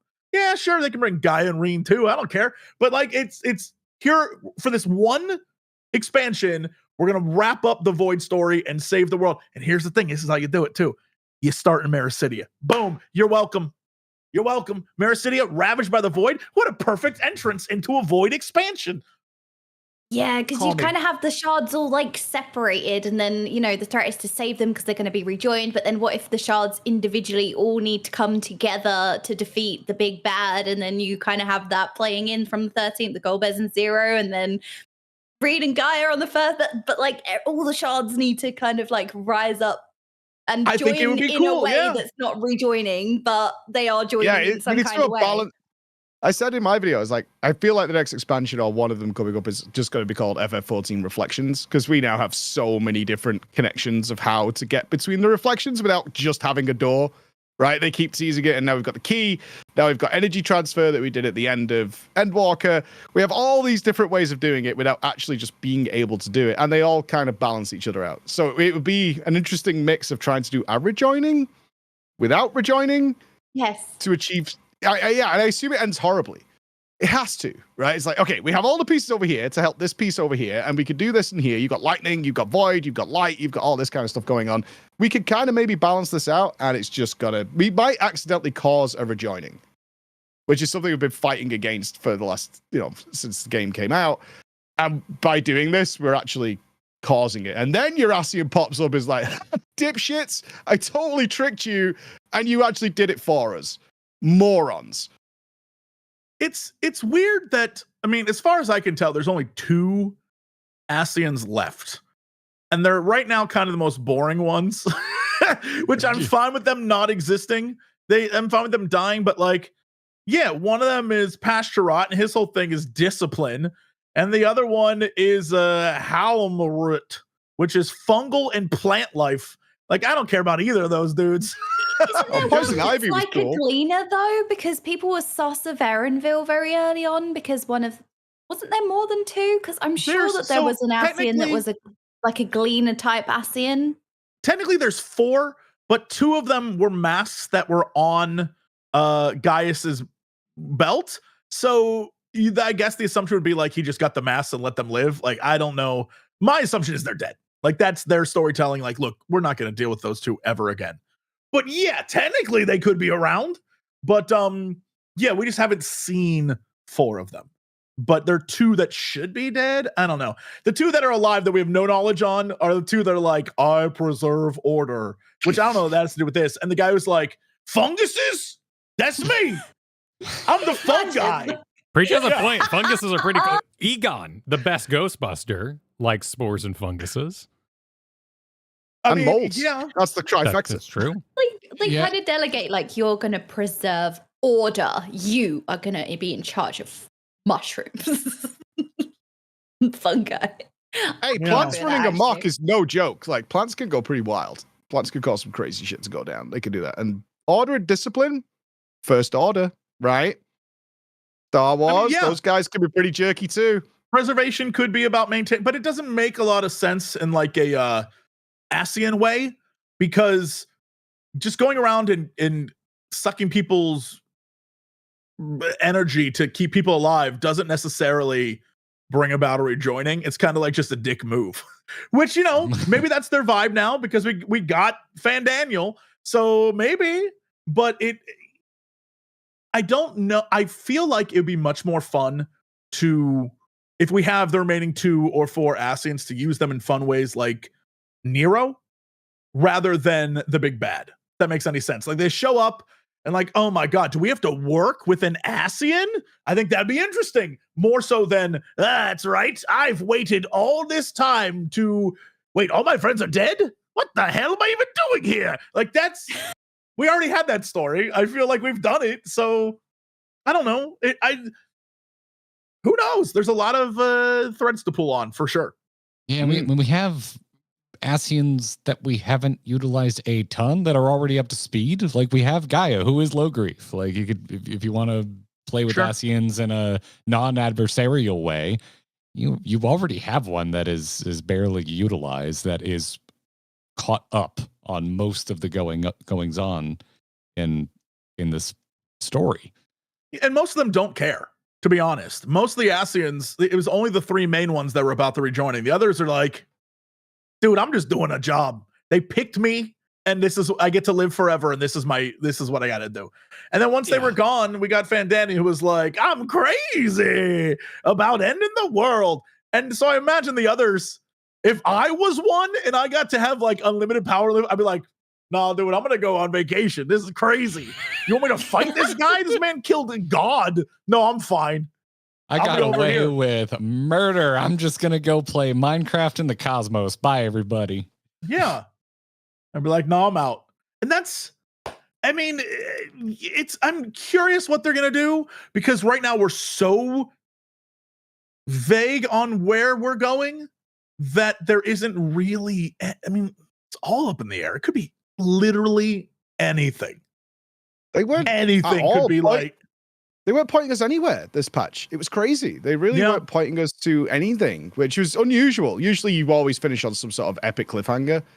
We really didn't get that this time, that's what I say. It felt like a patch to just tie everything up, all fresh from point 3. That's why I kind of leaned towards, I never even thought they were remotely going to tie this up in point 3. I really feel like we're already on that road now, leading to the next expansion. Like that I felt this patch was the tie everything up that we're done with for Dawn Trail. And we're already on that road, and nothing happens now that's going to get tied up. I'm shocked. I was memeing hard that we were like, we got to go see that kid who had electricity poisoning, and they did it. I was like, I just solved it. And it I was like, this is going to be a big thing. Yeah, they voice acted it, and I was like, oh, they're going to be like, this is going to be a big thing. The population of Solution 9 can't repopulate because the kids are all getting sick. Like, this is going to be a whole big story. But I always said, no, it's fine, sorted. And I was like, oh, okay. Well, they just decided not to pull that thread, and we're just going to tie it off. No, it was keeping it clean because we all knew like there could have been that scene where like, oh, what if Porksy? Ooh, but we all the second we met the kid went get a Porksy in here. It was logical to us, and we were rewarded with that brief scene. And that's where Wooklamot had her purpose. She did the fastest customs I've ever seen on Mom there. She was ready to move to Coeurl, just like that. honestly, it was nice seeing Wooklamot actually have like the scene where she's like, yo, I will beat the shit out of you, evil fiend, if you keep talking. I was like, yes, let's go. It was nice to have some of that thrown in there. Also, I just want to point out for the record, I've already established my next time we get to, you know, go on the whatever the 8.0 like experience thing is. Question 1 for Yoshida. Can Red Mage please have a new heal? And that heal is just we summon Angelo. Thank you. Oh, that'd be adorable. Ooh. It would give us an AoE and just Angelo shows up, heals, and then that's it. That's all I want. We gotta have Angelo. That's our boy. There you go, That's Jesse. what I'm telling you. Oh. That's what I'm telling you. Yeah. Everyone needs an Angelo. If you're Red Mage, He's an Asuna and a heal. Yeah, He does it exactly. all. Give it the What about cleanse. this thing? Yeah. He's the full one button angle. There he is. that's all I'm saying is let's get crazy with it. If we're gonna do wacky stuff with jobs, give us a second heal. That one heal we have, that's a baby heal. We need 2 heals, one's an AoE, and it's just Angelo. It would be nice if like scholars could change their fairy to a Porksy as well. That would be cool. If you could have a little Porksy running around, that should be a play. Okay, all Give right. us I that. gotta, It really should just be your wee little twig or whatever the hell. You the king of the fairies. It should be your scholar. There's so many cool things they could do. I'm just like, Coeurl? please. Yeah, Coeurl should be your scholar. You already have a fairy. Just change the skin. And don't lock it behind goddamn Gamba missions where people like Jordan get it in one try, and I spend 9 hours in there and get nothing. Oh, I see. oh, is Jordan Yeah. or Kyle? Easy. Kyle wins like so many roles.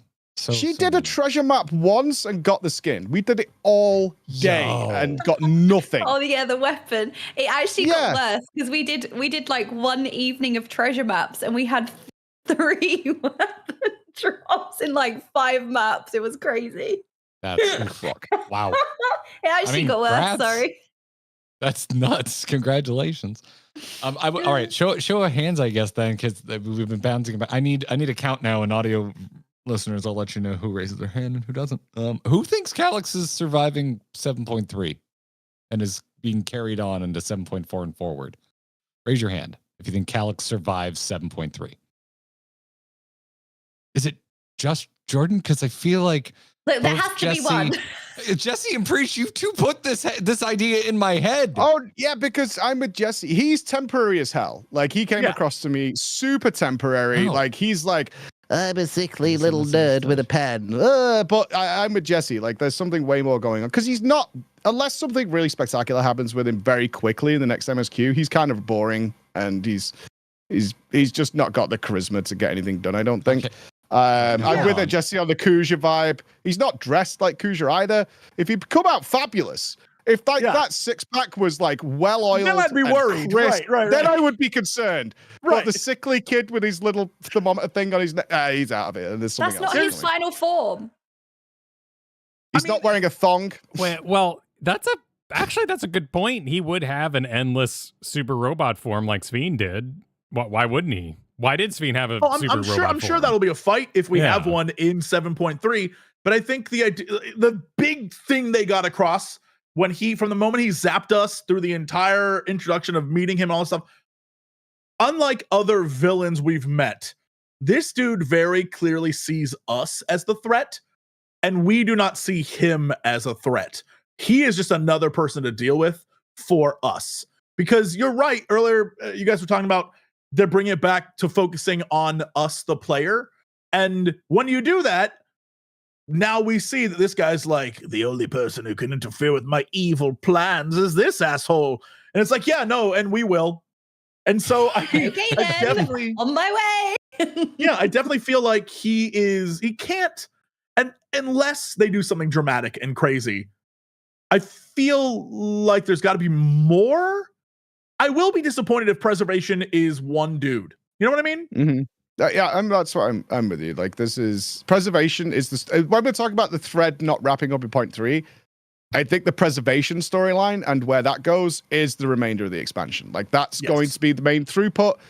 Calyx, for me, exists because we can't have 2 Sphines on a screen. I think they're worried story-wise. That would get a little confusing for some people, is to have them both doing stuff. Or it'd be a much bigger story than they want to tackle. It's not the direction. So they got rid of Sphine, but we do need somebody who's we could sort of poke sticks at and like, oh, him. So they got rid of the Sphine duplicate. Calyx is here now. I think he's hi and goodbye relatively quickly. Sort of like Asahi was here. He was like, I'm evil, and then he was gone. Like, he was out of there. Sure. I mean, I see in chat people are like, the Thalafro were just 2 dudes. The biggest problem with that is the Empire as a whole. They never really got into the fact that there was like a lot of people. So while we saw 2 dudes, there were Imperial legions fighting in the background. There was a civil war going on. And we never saw any of that. So I don't take much stock in that, because like there were people. They like the whole plot of Fandania was like, no, I just used all the money those idiots got for my own evil ends. So I don't think it means there was just 2 dudes. And so my hope is we would learn more. I mean, if we get the face of being Calyx, that's fine. But the idea that it's just him seems insane to me. Like, I don't think that would be the case. There's got to be other people. And that's why I'm hoping there's like a fun twist. We knew that because the Lalafels ran away. The scientists left Preservation and used that portal, which maybe he doesn't know about. That's why they were able to use the portal. Did they build that portal legally? Is that why the key to interdimensional fusion was doing the big stuff? And the Great question. So then did they get planning permission? Yeah. I mean, it could be the difference between like going back to Burning Crusade and WoW, for example. They were just like, or I guess Warcraft 2. They were like, hey man, yeah, we could build a few portals or this giant ass thing, which I assume is the idea, that they're like, yeah, we could build some portals and walk on through, or teleport our whole kingdom here and then we just take over. And I feel like that's kind of what they did. Again, we don't have a lot of answers. Preacher's right. This 7.2 was like, here, enjoy a mystery, bitches. And we're like, okay. Here are some threads. Yeah. Here's some things. But all those other things you're thinking about, they're done. This is all new. Yeah. I don't think we give enough credit to you. Talk about the animations earlier. I don't know if we brought it up, but that look of Endless Sphine when we're all stood with Malachite and she glances and you kind of see her in the background and she goes, and I was just like, you fucker. This is like, and then you actually say, are we going to follow? Because she goes, It was probably one of the most well-animated scenes. Like, all the other stuff with the momentum was great, but that look, I was like, I could fucking dive. I'm going to dive across this room and choke her immediately. This is insane.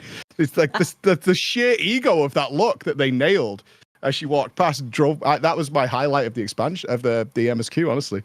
I would love the idea of that Sphine not being an AI or some sort of computer thing, but like an avatar for someone else. It makes the lines of, hey, I'll let you handle this, be like, hey, I'm going to log off now. Like, that seems to make more sense to me, that there's just another person who was playing Sphine, because they made AI evil Sphine the worst. I was like, oh, I hate her so much, which is great. Whoa. I didn't say it, you did, but I'm just saying there could be something fun here. No, man. Like, okay. It could be though, right? That would make sense. No. Stop. Have Endless Shale, have Endless Sphine and Shale been in the same room? Have they been in the same room together? Did they ever meet? But Shale in the room with us right now. Wasn't Shale in the hallway with Wook when we got ported with real Sphine? Hold up. She was doing the voiceover as we entered the dungeon. Yeah, let's check the hallway. Check the footage. I'm on it. She in the got the security footage up. Where is Shale? I think she maybe meets us at the elevator and then says, have fun. did you find it weird that they kind of went, "Oh, this person will come with you," the random elevator person? When you I go to guess the that's dungeon? that's pretty standard Final Fantasy like the- XIV weirdness. Like It there's stood out doormen more to me all this the time. It Yeah, is and weird, we're bringing but- this person. I'm like, I guess that was their job. You're like, I'm the elevator person. Let me do my job. Listen, they have a Yeah, union. This is my moment. They take it very seriously. Shale Well, we leave was behind in the like hall. legit heroes for this. Yeah, Shale's There are in the people hall. honking outside. They're so mad about this Shale. Oh, Kyle's got slander. the footage. She's got the tapes. Yep. So she She's joins in the us hallway. when the dungeon ends. So she's sort of staying back. She's doing the voiceovers, guiding us When the through. dungeon ends, though. Yes, only joins us when the dungeon ends. Now we need to check if she's part of like the Alphino crew that shows up as you finish the dungeon. Well, wouldn't she have written the Endless Fiend AI to run autonomously as a cover? I mean, that's how I take Endless Fiend is evil because she's like a perversion of the memories of the previous Endless Fiend. But like her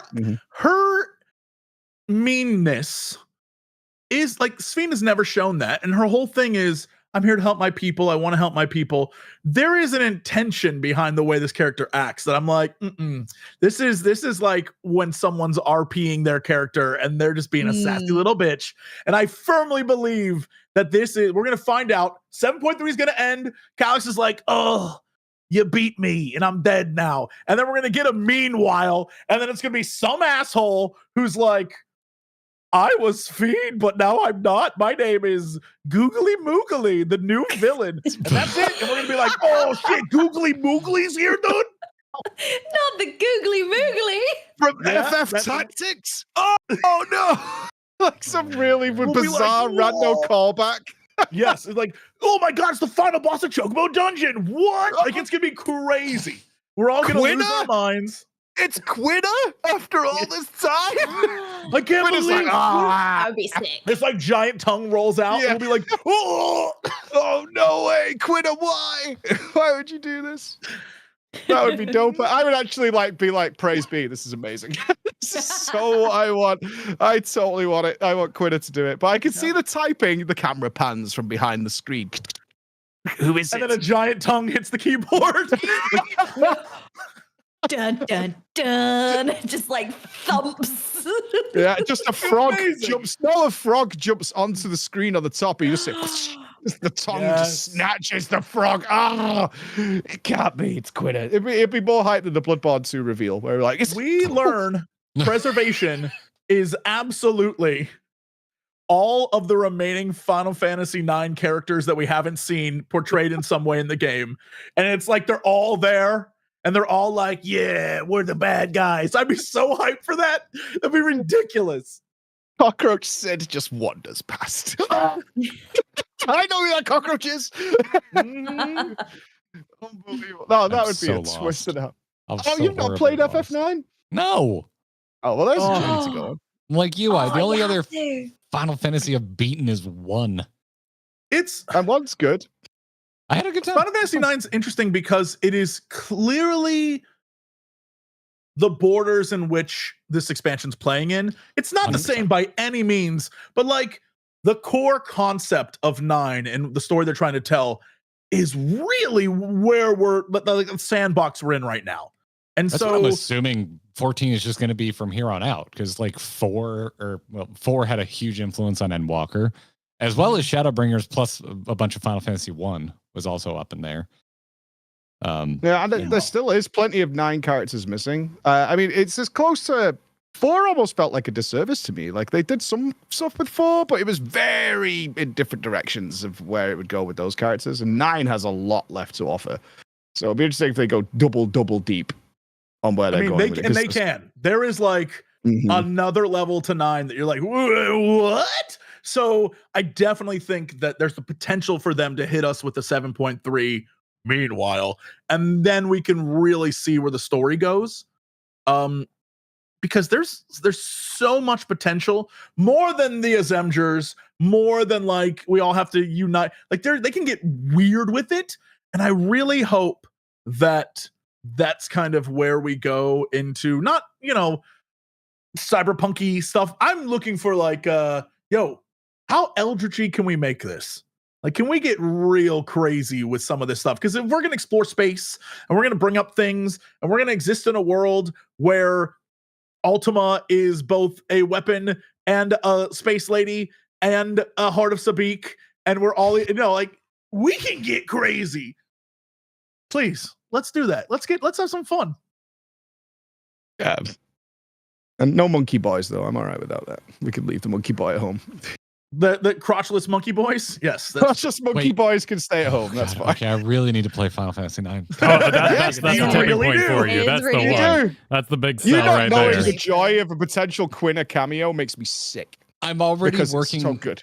I'm already working ahead. I'm already at the end point of previous experiences. This is what happens. I don't understand something from another Final Fantasy, and then I'm like, ew, gross. I feel like I don't like monkeys. The phrase "crotchless monkey boys" makes me recoil. I'm already jumping ahead to the point where I'm like, I just need to play the game so that I have the knowledge to understand the drunken ramblings of the two men in the upper right of the Hollywood Squares grid that we're currently having a conversation. I did it. on. It was worth it because they are fantastic games. I want to play it. I really do. Yeah. We just, it's Kyle and I do so much together. We're just like, how do we freaking tackle these single player games? Oh, Like, true. Because you tend to approach a co-op style for most of the gaming. yeah. And also, we kind of want to for no other reason than there's going to be so much goddamn reading. We like doing voices together. So Well, you know what you could do? This is like maybe unsolicited advice, but if I was in your position where we were always kind of duoing, I would have each of you take turns playing it while the other is with you. Because there's so much happening, and both do the voices. You do like 2 hours, then you swap over for a session while the other plays the 2 hours. So you both played it, but even though it's single player, and you can cross talk about the story together as it's happening, because there's a lot of story stuff there that actually directly relates to 14. I think that would be a really fun stream to do it that way. Instead of one of you playing, the other kind of sit there like, okay, so I guess I'm here for like 30 hours. Like, you can do half each. That would work. Mm-hmm. that's interesting. I hadn't thought about us doing it. I think that could pay off as a really fun stream. Wow. But Plus, from jump, the minute you load into 9, you'll be like, oh my God, it's Final Fantasy 14. Like, immediately. Yeah. You'll have to reverse like I did, because people who play 14 have played them all are like, oh, we're doing FF4 and blah, blah, blah, or FF6 in like Omega. I had the opposite. So I did all of 14. I was like, oh, this game is ripping off FF14, but you still have the same experience. It's just in reverse. And you'll be like, I got to enjoy like 9 months of lording my Final Fantasy 1 knowledge over Kyle before he also played it. It was very fun. I was just like, yes, that is the model of the asshole from the bridge. That chat will not let you leave until you spawn in the random They've also been asshole had. moment. They've been had throughout the entire Zero thing. They got had. So, sometimes that knowledge is a burden. Like the knowledge that Sphene was found in living memory, ejected from her tomb, her cryostasis by one Yashola, and Shale, who invited herself along. why? Right? It's getting weirder, man. It's just getting go. weird every second of every day. I will not stand for this shander. I don't even like Shale that much, but from this point on, just to counter, she's my queen. And I worship at her feet, and she can do no wrong. That is how I roll. She's not just a USB file checker, which is what she was in the previous patch. She is a saint, and she wants only the best for us all. No, Galulja is the new USB file checker. Right. He is. Yeah, he's Shale USB has boy. taught Galulja all that she can. That's why there's too many hackers in the room, man. We got a spare. Oh, no. This can go down. What'd you? I just had the worst version of 7.3. 7.3, a hack war between our little lizard boy and Calyx. Oh, that's happening. That's 100% happening. Yeah. Did you watch our MSQ video? Because that's what's happening. Yeah. I he's don't not going to like be that like, at all. I'm in, but there's going to be. He's I don't trying want to take that. over the I don't trucks want and anyone stuff. to say I'm in. He's I not know going to this say I'm in. system. Yes. I'm bypassing the protocols. But I don't want he any did of that. because there's No, that I line want at it like the end. the 90s hackers. I want Pendulette sat there with rabbits going across the screen and like garbage.c. If it 28.8 BPS modem, is this too much machine for you, Galajul? I don't want that. It's going to happen He's got because to rename himself to Zero Galul, and he's going to have the Zero reflection. Galul. Oh, no. Crash over Jar Jar. It's he's so gonna good. he's gonna hold back Calyx, who is taking over all the robots in town. It's gonna happen. That's a given. God, Shale has the Angeloni Jolie haircut. I hate this. Oh, I She hate this totally so does. much. Oh, here we go, right? Oh, this sucks. She's got the acid layers. burn I hate how haircut. it's lining up. Oh, it all makes so much No. sense. This is so funny. Stop. Zero Goal, hack the reflection. It's all there. Oh my god! Yeah. If someone shouts "hack the reflection," I will delete this game. I will delete the game and never play video games again. I'll be like, you know what? I'm done. I'm gonna go Enhance, read zoom books. in. I can see Bakul Jar Jar being like Razor and Blade in it. It's like they host a hacking show. Both heads. That'd be so good. And just got like keyboard mashing. Oh, I hate. Oh, I hate it. Just tiny lizard hands. You go to Yes, fight yes, Calyx. Yes, Jordan. You go to fight Calyx in the machine like you did Sphene, but he's got complete advantage. So you know how you get a battlefield? You know how you get your weapons? He's operator. He jacks you in. He's the little operator. boy Yeah, jacks you exactly. in, and then you like, hey, little boy, I need guns. Yeah. And he's like, okay. And then guns show up. Exactly. And They you're like, come flying in. I need a leather outfit for some reason. And then you wear a leather outfit, and then you like twirl. Rage Against the Machine plays in the background, or the Final Fantasy equivalent that is potentially copywritten, but who knows? And then you twirl, Yeah. and then you shoot guys. Yes. Yeah, sure. Yeah. That could. We've been tripping over leather outfits all of Dawn Trail. I don't know what you're talking about. You already have 7 options. My bad. Leather, like a latex trench coat. I need proxies. Lots of proxies. Yeah, I need the knowledge to be able to interdimensional travel between shards like now. I don't like this. You're ruining my FF14. That's true. Oh, no Why? hacking war. Didn't I take? This is all Jesse's fault. He just said, all he said was like, Shale's probably a bad guy, and now the storyline is completely destroyed. He's blown it wide open. And I helped. Shale's hacking the system. We've got to get in. And then you go, she's good. Like, we need that kind of- The first scene She's of locked me out. 7.3 will be introducing Solution 9 telephones just so we can have the race to the telephone to escape. Yep. Mr. Wizard. Sure, of course. Let's do it. Yeah, we have to pick up and be like, operator, it's me. And then, oh yeah, and we have a guy, because we can't have Tank and Dozer, we have like Frank and Moser, our two new No, they're buds. 2 twins. What are they called? The ridiculous names. Nostalgia and what's her face? You're right. Oh my god. Actually, the pieces are all there. Yeah, that's true. What are they? Oh my god, the 2 Nostalgia pink-haired and- girls are gonna Nostalgia and Yes. Who hung around with Rockman or whatever the fuck he's jack called. me in nostalgia.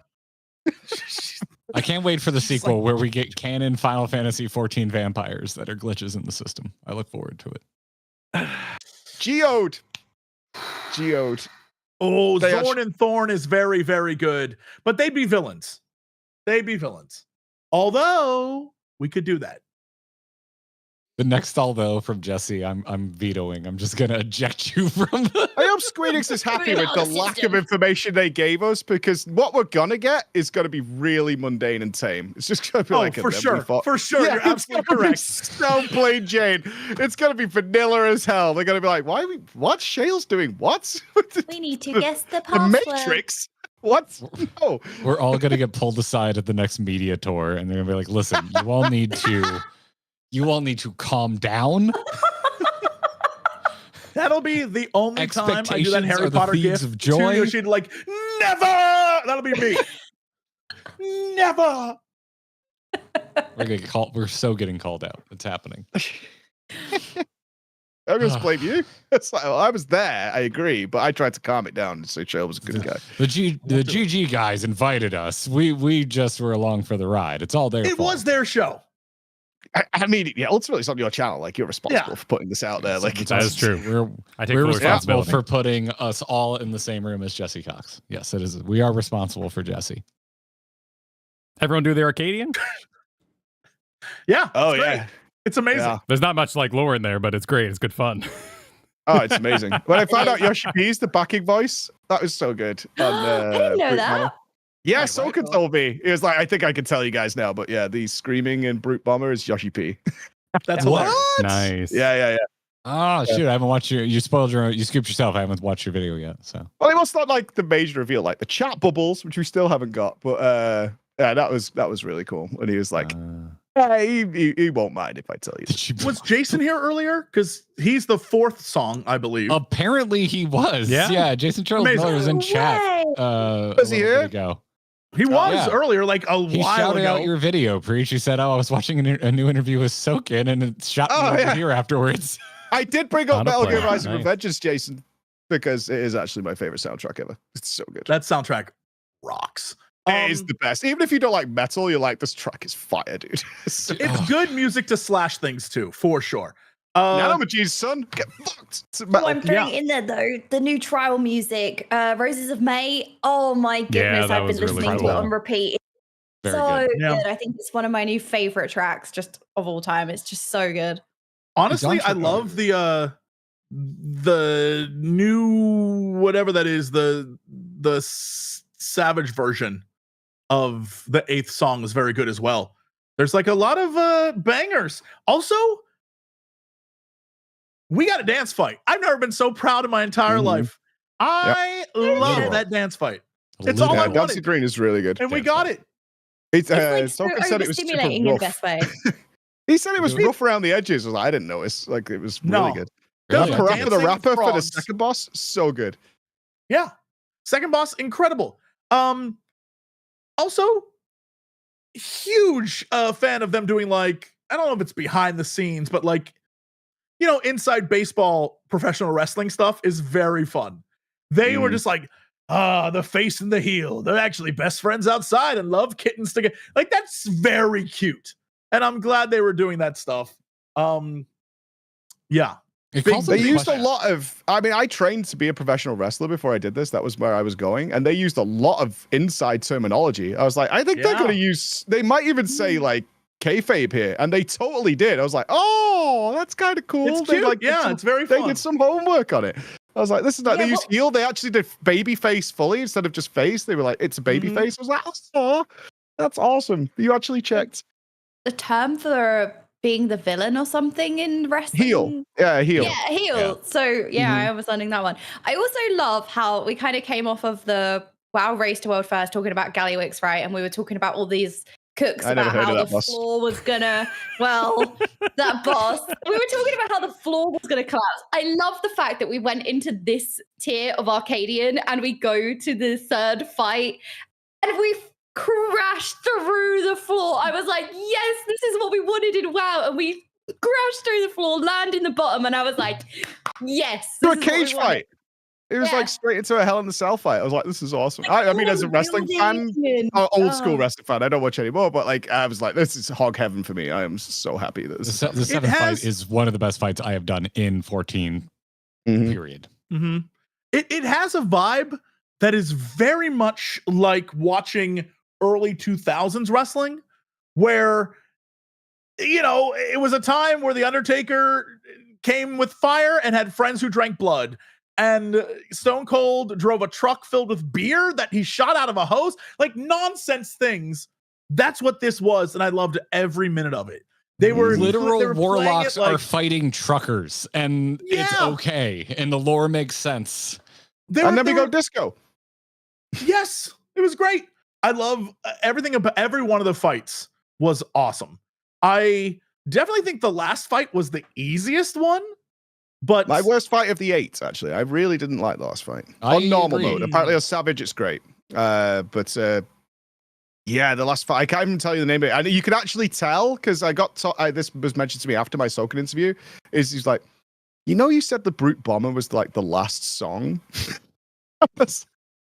It's like, oh yeah. He's like, you don't like the last fight? I'm like, no, not really. He's like, okay, that's fine. So I did the interview. I'm like, really tame compared to the seventh fight. it was very Yeah. tame. Yeah. But then go check out Savage. It's not. It's I know, not. I We might be watched playing Saints it. Row Yeah, first. Yeah. The Savage looks insane, and folks are like, I'm remaining unspoiled on that one. I am If completely anyone's worried unspoiled. that we spoiled it, it's like I don't remember shit. Also, it looks so hard, it doesn't matter. Like we're going. We did our first Savage run through, mechanic by mechanic. We would hit the mechanic blind, then we'd go check out just that chapter on a guide, and then we'd go back in.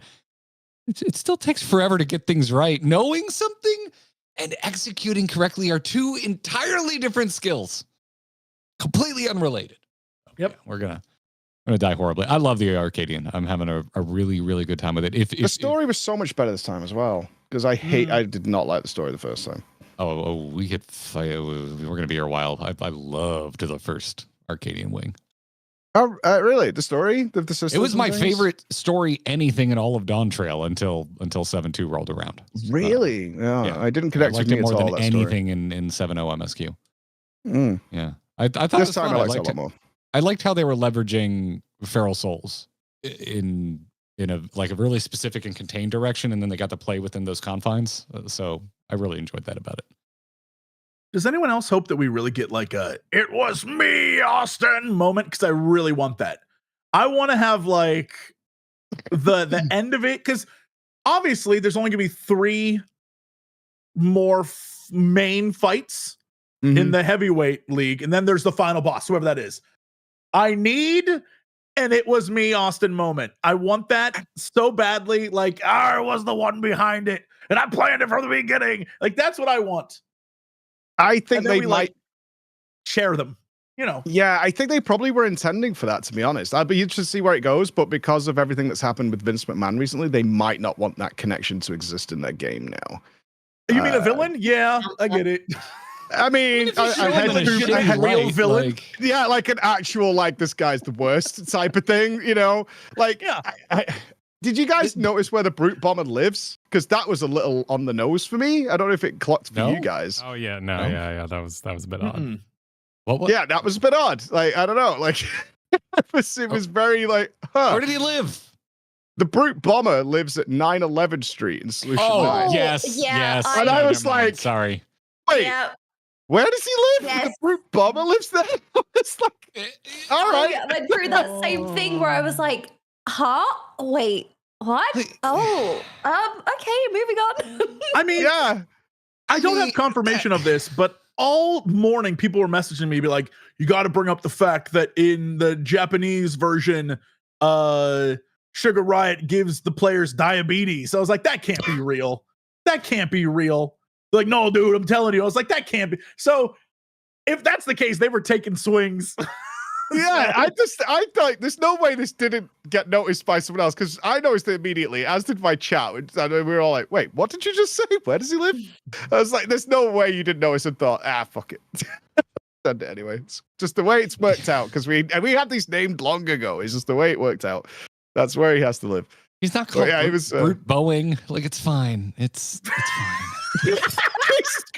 911's how you call the police, and it's also the most famous Porsche model. It's fine. That's right. You go he into the lives- fight and he turns into a plane. You're like, what the? That'd be I terrible. don't like.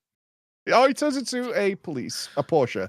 He's a transformer. Right. He's Yeah, he he's turns into a a Porsche. famously fun to drive 2-door vehicle. It's fine. I'm It's glad he kind okay. of kicked the bucket, because otherwise everyone was kind of okay giving up their livelihoods. We need a little bit of a drama in there, you know. Yeah, and I mean, you have to go for it with the president now. Like, if you want to avoid like, drawing any comparison to McMahon, you would have just not involved a president of a wrestling organization in the first place. Like, if now that the president is there, that you've made us aware of the fact that you're telling that sort of story, I think you have to go for it. It's not like, I don't think anyone's going to accuse you of being like, I think that McMahon is actually a swell guy, when you cast the president of a wrestling federation as the literal villain of your storyline. I think that's totally, I think that's totally fine. It's definitely where it's pointing, and it's the expected way. So I'm happy regardless. We got a pro wrestling raid, like best, and the bosses are the best we've had since like Omega for me. Like, I really like all of it. So I'm more than happy. It's the only reason I might do Savage, because I've been against Savage for a while, because I don't like streaming raiding. I might just do this off stream for fun. I was like, I love this theme. You boosted a character on NA servers and you raided it with some friends, you know? What time do you do stuff? That's the only problem.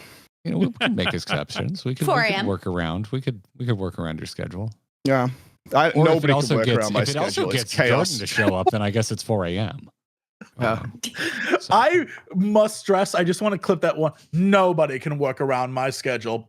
Pause. I can't work around my Damn. schedule. Nobody can work around my schedule. No, Oh, one yeah. can. That's such a great phrase. Like, Buddy, over I the saw schedule, my kids nobody for 4 can. days last month total. That was it. Like we were everywhere. Like it's. I did raiding with some friends. I would love to do that. Obviously, I would absolutely love to do that. But I don't even know if I can. I've been tempted to do it for weeks. We were going to do it with Echo, the raid team, but they had to take a break.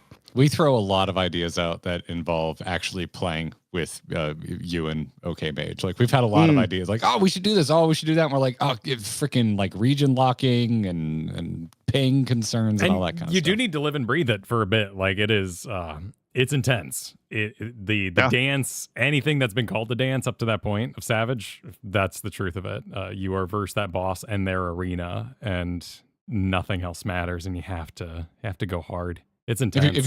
If you're starting with Arcadion, I think you'll be fine with M1S. I think that's a really good. Oh, we did Eden Savage recently. Me, Jordan, and a few others. Okay, then never mind. Yeah, it was super fun, but that fell apart also within like I think we got 4 days before everybody had to be somewhere else. Like very, very quickly. We all had to be. It was just before the Ultimate Savage Fru, race, right? no? Yeah, it was just, no, it was before Fru. Yeah, we were getting ready for Fru. And then we started off with 8 set in stone for a week. And I think by the end we had like 4 people left. Because everybody was like, oh, no, I need to go here. This has come up now. I had to go somewhere else. My goldfish is drowning. I gotta see ya. Oh, no, nothing like that's not what happened. You know it. We all legitimately had places to go that weren't planned. Everyone's busy. So I do want to do it. It's the reason I stopped WoW raiding. I just run out of time with kids and stuff. Like it's just one of those. Jesse has informed us, and I believe this is being relayed by chat right now. The AI summary of our conversation is awesome. Apparently it is. What? Viewers are commenting on an aspect of the show's plot and characterization, which includes a character named Garrett who lives in apartment 911. Yes. It's a work in progress. Yeah, it does what it can. You know what? It's trying. Yeah. Mail your body pillows to apartment 911. Apartment 911, care of Garrett. Yeah. Oh my God. Please and thank you, everybody. The endless can only do so much. God alive. God bless the AI. Everyone doing good on time? Can we pull a few questions from the Discord, or we got to get you rolling? Yes, sir. My family's gone away because I was too busy this week. They've left me. Oh, in that case, go boost the character. We'll just Savage right after this stream. It's fine. It sounds like you have all the time in the world. Quick in and out, one lockout, no problem. I mean, maybe you have 5S, you know? Oh, my wife's boyfriend's taking care of him. It's all good. Wow. Okay. All right, and just clip that. Put it right after the no one can work around my schedule. And yeah. All right, we actually didn't touch on this today. Great question, Fjord Explorer. These questions are coming from the Ask the Host channel in our Discord, by the way. Those are going to get your Discord. Go join it. Fjord Explorer says, hey, a popular theory is that Meat Sveen, Schmeat, as Kyle likes to call her, is being set up as a long-term party member. Thoughts on who you guys would include in a roster of 2.0 Scions? We didn't talk about that. I never really had this idea, but I don't think it's completely off base.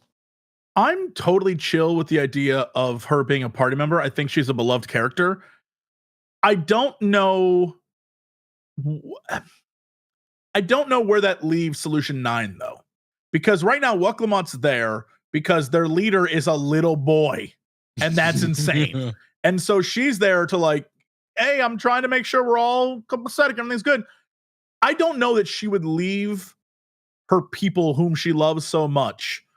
But the fact that she's been out of it for so long, maybe what we took away from this previous patch is that maybe she's kind of like, I'm not going to do this. I'm going to go on adventures.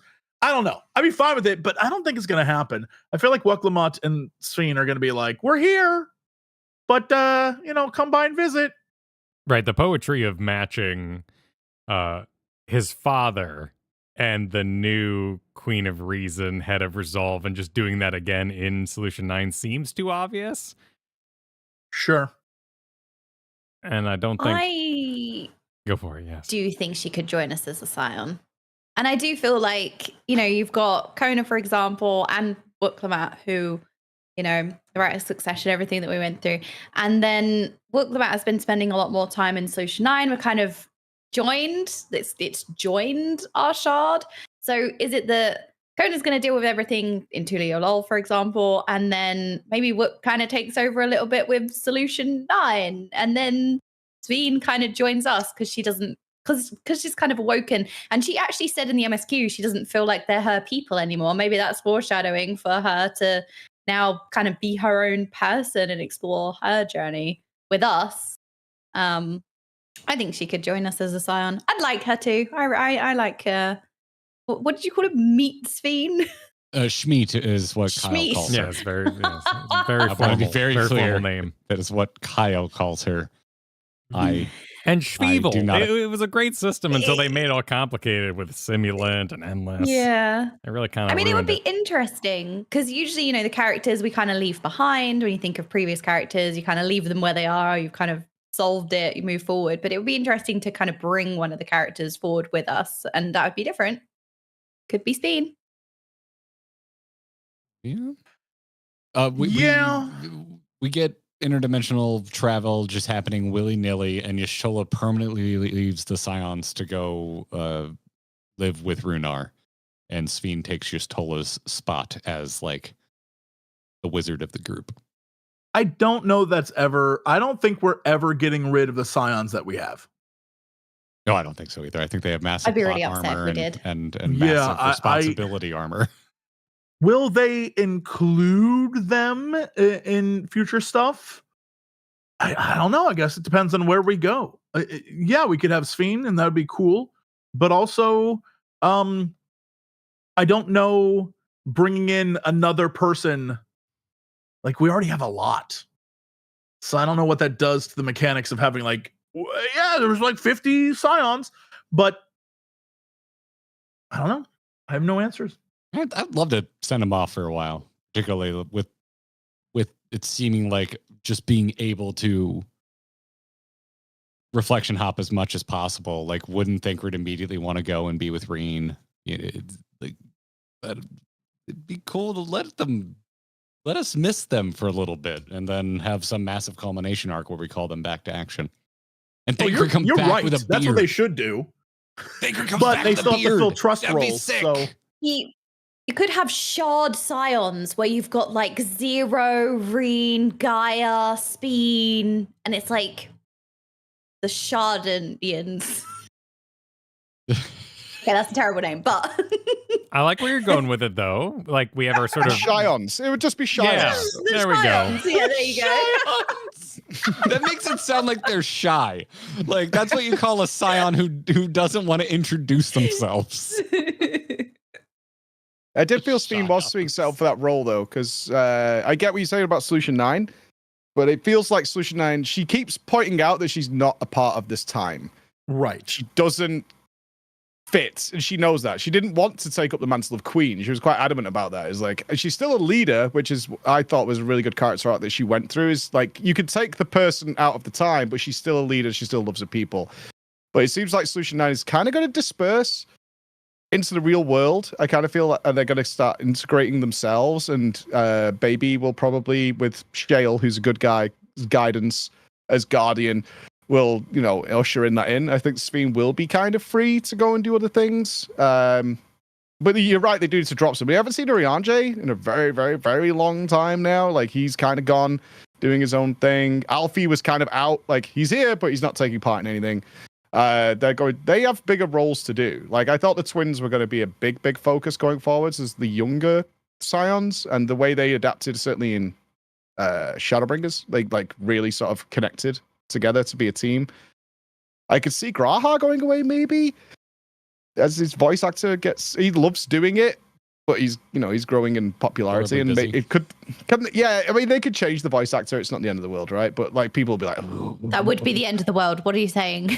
Yeah, exactly. So breathy in this last one, She's too. never going away. I think she's still the top selling merch of FF14 is still Yashola, so she's not going anywhere. It's the only merch they She's the sell, rep in all but- the other games too. Like any other game that has a Final Fantasy IX thing, 14 thing in it, Stola's there every Yes, time. exactly. Yeah, I think she's around forever. The biggest thing that's going to determine how much Sveen we get is the plot line where they're like, I'm going to take the time to train so that I can fight with you. Like, all right, so what are you going to be when we see you again? Like, what kind of weird ass weapon are we going to have for you? Well, I she think got that's her going book. She's going to be So doing the all-arounder but healer damage thing so she can participate in the right. So if she goes scholar, is like, mechanically, she can have a fairy with her. So there's gonna be a lot of interesting things we're gonna find out, but we'll see. I mean, yeah, she could 100% be a part of the team. But also like she could lease it, and I'm around, or I'm around. I miss Yeah, lease. I think I think you made some good points. I think there's a real good case that Solution 9 does. Well, it's so easy to meta game this particular game because you're like, it's a major city. They can't take it away. In storyline, it'd be really cool to see Tulio Lol get like technofied as everyone leaves Solution 9 wanting their creature comforts of that world, because in the attack, it's everyone without regulators. So everyone would want to get out of there unless they think they're going to become cool, endless, upgraded regulator types. You also, and Coda wants that too. Remember, his whole purpose he wants was that as well. Technify the whole thing. Yeah. Yo, shout out to Fernando in chat. I'm with you. I love this. She's the next job. I love that being the reveal. that'd be 100% on board with that. I thought she was going to be Arcanist Scholar, but something new for the next expansion totally makes sense. I love that idea. And her look fits the Scions as well. Like her new look is very Alizé style. Yeah, I don't know. I feel like just it's kind of twofold because of the trappings of the game. Well, Solution 9 will always be there to go to, but also like I don't know. I don't agree as much that they would kind of dissolve it. Canonically speaking, like I see Solution 9 sticking around, so I don't see how you free up Sphene unless they use AI for good. Well, and that's she's like, all right, I'm gonna make a copy of myself that can help Galul Jalid, and I'm gonna head out to go do my own adventures. And that's a cool idea. But you could metagame the writers who are exploring this idea of AI with themselves, and it's hard to imagine a group of writers wanting that storyline. I mean, does anyone else get the vibe that they're speaking of meta? They're definitely going to go meta, and oh god, I don't the fake digital world that is Digimon? gray now. Oh, living memory.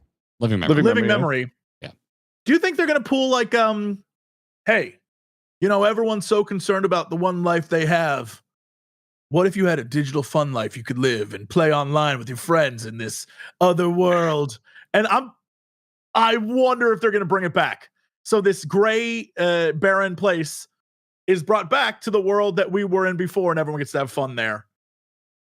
Just saying, what if they pull that? It's like, yeah, you can be a totally different person in this digital world we've created for you. Just saying, and they make their own MMO in the MMO. My God, MMOception. After the island thing, I don't think they should try that because they keep missing the mark a little bit with that kind of stuff, dude. It's not working out too well. What if that's where they're going? I'm only okay with that if they use that as a massive excuse for any future crossovers, as opposed to just being like, it's an isekai, don't think about it too much. But they wouldn't do that because they never send us to anything outside of Realm Reborn zones for crossover events for spoiler reasons that make me angry. I mean, your FF14 mobile character lives in living memory. That's where you can go see your own I'm just saying, it is the plot line of Mike. the raid is a dude spawning in bosses and stuff. And he's like, I'm back and I'm going to make you fight these things. Like, I'm just saying, it's possible. Living memory's definitely getting used again, though. It's just dead territory right now. Living memory's definitely being used again in some They're going to do something with it, for sure. Yeah, that would be very cool. Because I think that was one of the more interesting places in all of Dawn Trail's living memory. Is where I had the most connective stories and things going on, and it's now just dead. But it could be anything. The questions raised in there were so dark and miserable and fun and interesting, and it's just gone. Well, okay, we can do something more with this. It was my favorite zone, I think. And then it was when the prompter came up, I was like, are you sure that you want to switch this off? I remember thinking, oh my God, this is in each part, in each area. And you had to kind of press yes. I could see 3 expansions. Shut her down. Wouldn't it be great if 3 expansions? Meanwhile, and then a light flickers in living memory. There's something's coming back on. You're like, oh, something's happening. Somebody's messing around. Someone's switching this shit back on. That would be good. I love how Meanwhile became the several cutscenes like PTSD. Like every time Meanwhile comes on screen, I'm like, no. Yeah. Any other questions? It seems ripe for getting turned on. Yeah. Well, it looks like some folks are just now clamoring for a Minecraft movie roundtable. They should be. It's really good in a fun way. I've never seen two actors have so much fun in my life than they did. Beatbat wants to know who's looking forward to Cosmic Exploration and or Occult Crescent. You did Baja, right? Preach. I love Baja. I'm looking forward to Occult Crescent a lot. Like that, I'm really looking forward to. The cosmic thing, though, everything they show about that just makes me just want to not go near it at all. Nothing about it seems fun to me. It just seems like the Click the Rock in space. I mean, I'd rather click the rock in space than click the rock not in space. I mean, I'd rather just not click the rock and play something else. Yeah, that's where I'm at with that one. Like, yeah, but everything else, yeah, I'm super hyped. I want a good, probably few days of messing around in Occult Crescent and doing the new bosses and all that. From a stream point of view, it's gonna be so fun. Just there was nothing better in Bosnia than everybody having tanks, and we had like the Red Alert soundtrack blasting, and everyone's rolling across the fields like to get to the bosses and stuff. It was so fun. So I'm really excited for that to come back. I'm not going to grind it out and get every weapon or anything like that, but I will have a lot of fun in there. Have you engaged in any of the older content? Eureka's terrible, and I'm never doing it. Mage. I've not done Eureka yet.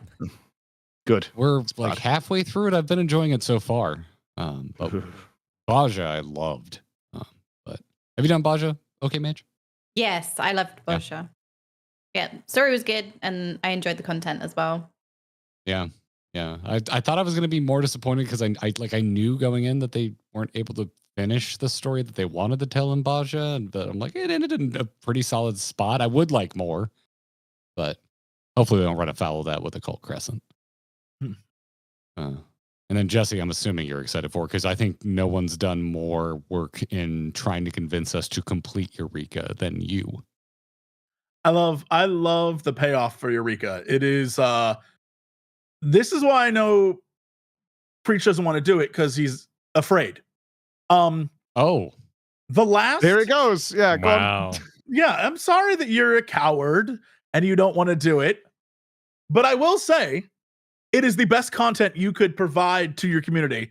The last raid of Eureka is the hardest content they have in Final Fantasy XIV. There is a literal boss where he will spin the room, and if you get knocked off the platform, you don't die. You get booted from the raid. And everyone else has to complete the raid without your ass. Also, resurrection, you have to sacrifice yourself to resurrect someone else. It is the hardest shit they've created. I only beat it because some dude who beat it before me threw himself in front of a thing that was going to kill me so I could live and beat it. That's where it is the toughest. It's crazy. In order to get into it, 64 people all have to agree to go to certain points on the map and enter at the same time through portals. There is no functionality that says we are going to sign up together. You all have to agree to go into it. And then when you're in it, form the parties. It's one of the craziest. It might be the hardest thing ever created, conceived by man. It's ruthless. It is the entire. It's such a misery to get there, though, Jesse. And now you've got my attention. It's so boring to get there. Oh, it is one of the craziest things you'll ever do. To make it faster, spoilers, just like work with people that can power level you through. It's so much easier to like power level to that point. But then once you get there, it is madness. Thankfully, there was straight up an amazing Discord that their whole purpose is to guide people through that raid. And they're amazing. I love the person that guided us was this delightful Australian, best accent I've ever had in my entire life. Incredible raid leader. Loved every minute of it. Truly a wild thing that exists. Like more than the Bosnia raids, more than any of that. It is one of a kind and maybe the craziest thing I've ever done in a game. I was like, why did they think this was a good idea? And everyone's like, I don't know. It exists to hurt you. It's amazing. It's great. I can't believe it's real. And then you get Ozma as a mount for your reward, just for beating it. You know what? That's not even a drop. Just like because you got through here, have have Ozma as a mount. Let the world know what you suffered. Yep. But you have to grind. Yes, so But many it slowed mobs. down massively in the ice zone. Like you hit a wall. Oh, the ice there. zone's the worst. It sucks. It is by far the worst one. Yes, 100%. We need to just terrible. barrel through that, man. Like I am actually mad at Savage because I want to do it and I want to get through it timely compared to the first wing of Savage, but I feel like it's in the way between me and completing Eureka. Like it is delaying me getting back to Eureka. You just need to like find the thing's going to push you. For me, I wanted to make little JC have a glam that looked like Squaresoft's The Bouncer, but in order to do that, I had to get gloves that glowed, and the only gloves in the game at that time that did that were the second to last, I think, from Eureka. So I was like, I gotta grind this shit, though. So then I did, and that's what got me through, because now I look like Squaresoft's PlayStation 2 hit, The Bouncer. Nope. Go play that game. It's, I think, 3 hours of the craziest thing you'll ever see in your life. It's like a tech demo for PlayStation 2, barely a game. It's great.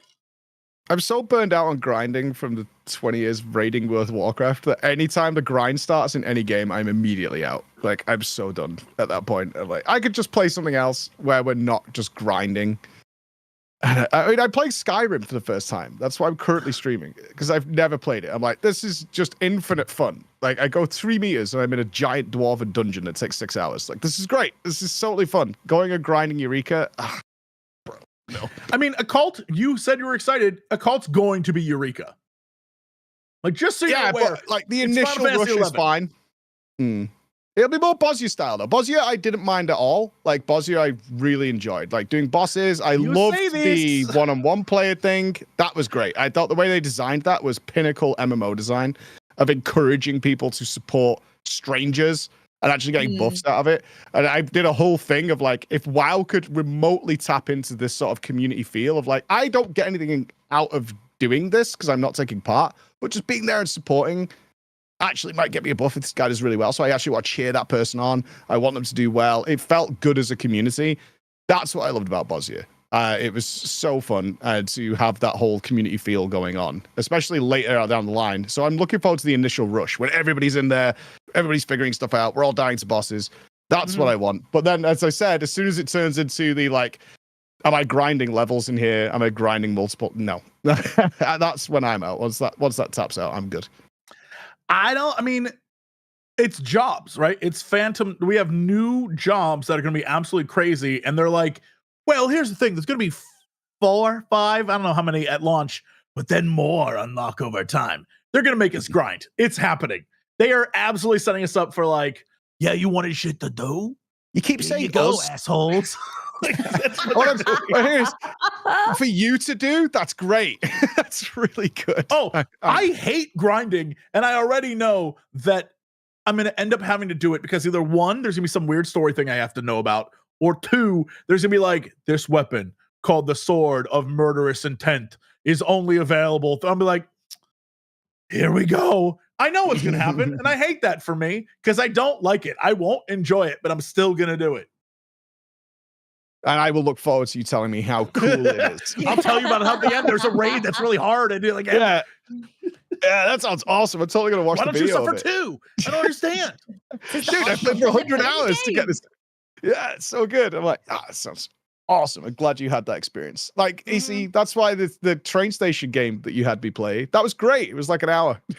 So good. Those are my favorite ones. I love a good 1 hour game. Yeah, one day bangers all day, every day. Super fun, really good. I like both, and I really appreciate the short games because they leave me more time for these longer experiences that I also enjoy. So you're already making me want to have you all back just for like a single prompt podcast where it's just like, when is grinding fun? Like, I would love to just talk to all of you about that for 3 hours. Well, we should have those. You don't reckon a good one's going to be after the final patch? What is the next expansion before the beginnings of the trailer start appearing? Like that mad theory craft of, okay, we have all the setup. When will the patch cycle commence? Will we start getting the trailers before the final MSQ? We will, right? Yes, 100. Because in the last 3 expansions. Yeah. So just going off time, right? If we're saying that the 7.3 will be beginning of fall, which seems likely, Mhm. then that means that we would get 7.4 in spring of 2026, which means we'd get 7.5 towards the end, and then probably a launch in November, October for a new expansion. So FanFest will be across Would be US starting first, next year, and go. So I think we got the first trailer or the first news about Dawn Trail in 6.4, I think. I believe, FanFest Yeah. was between 6.4 and 6.5.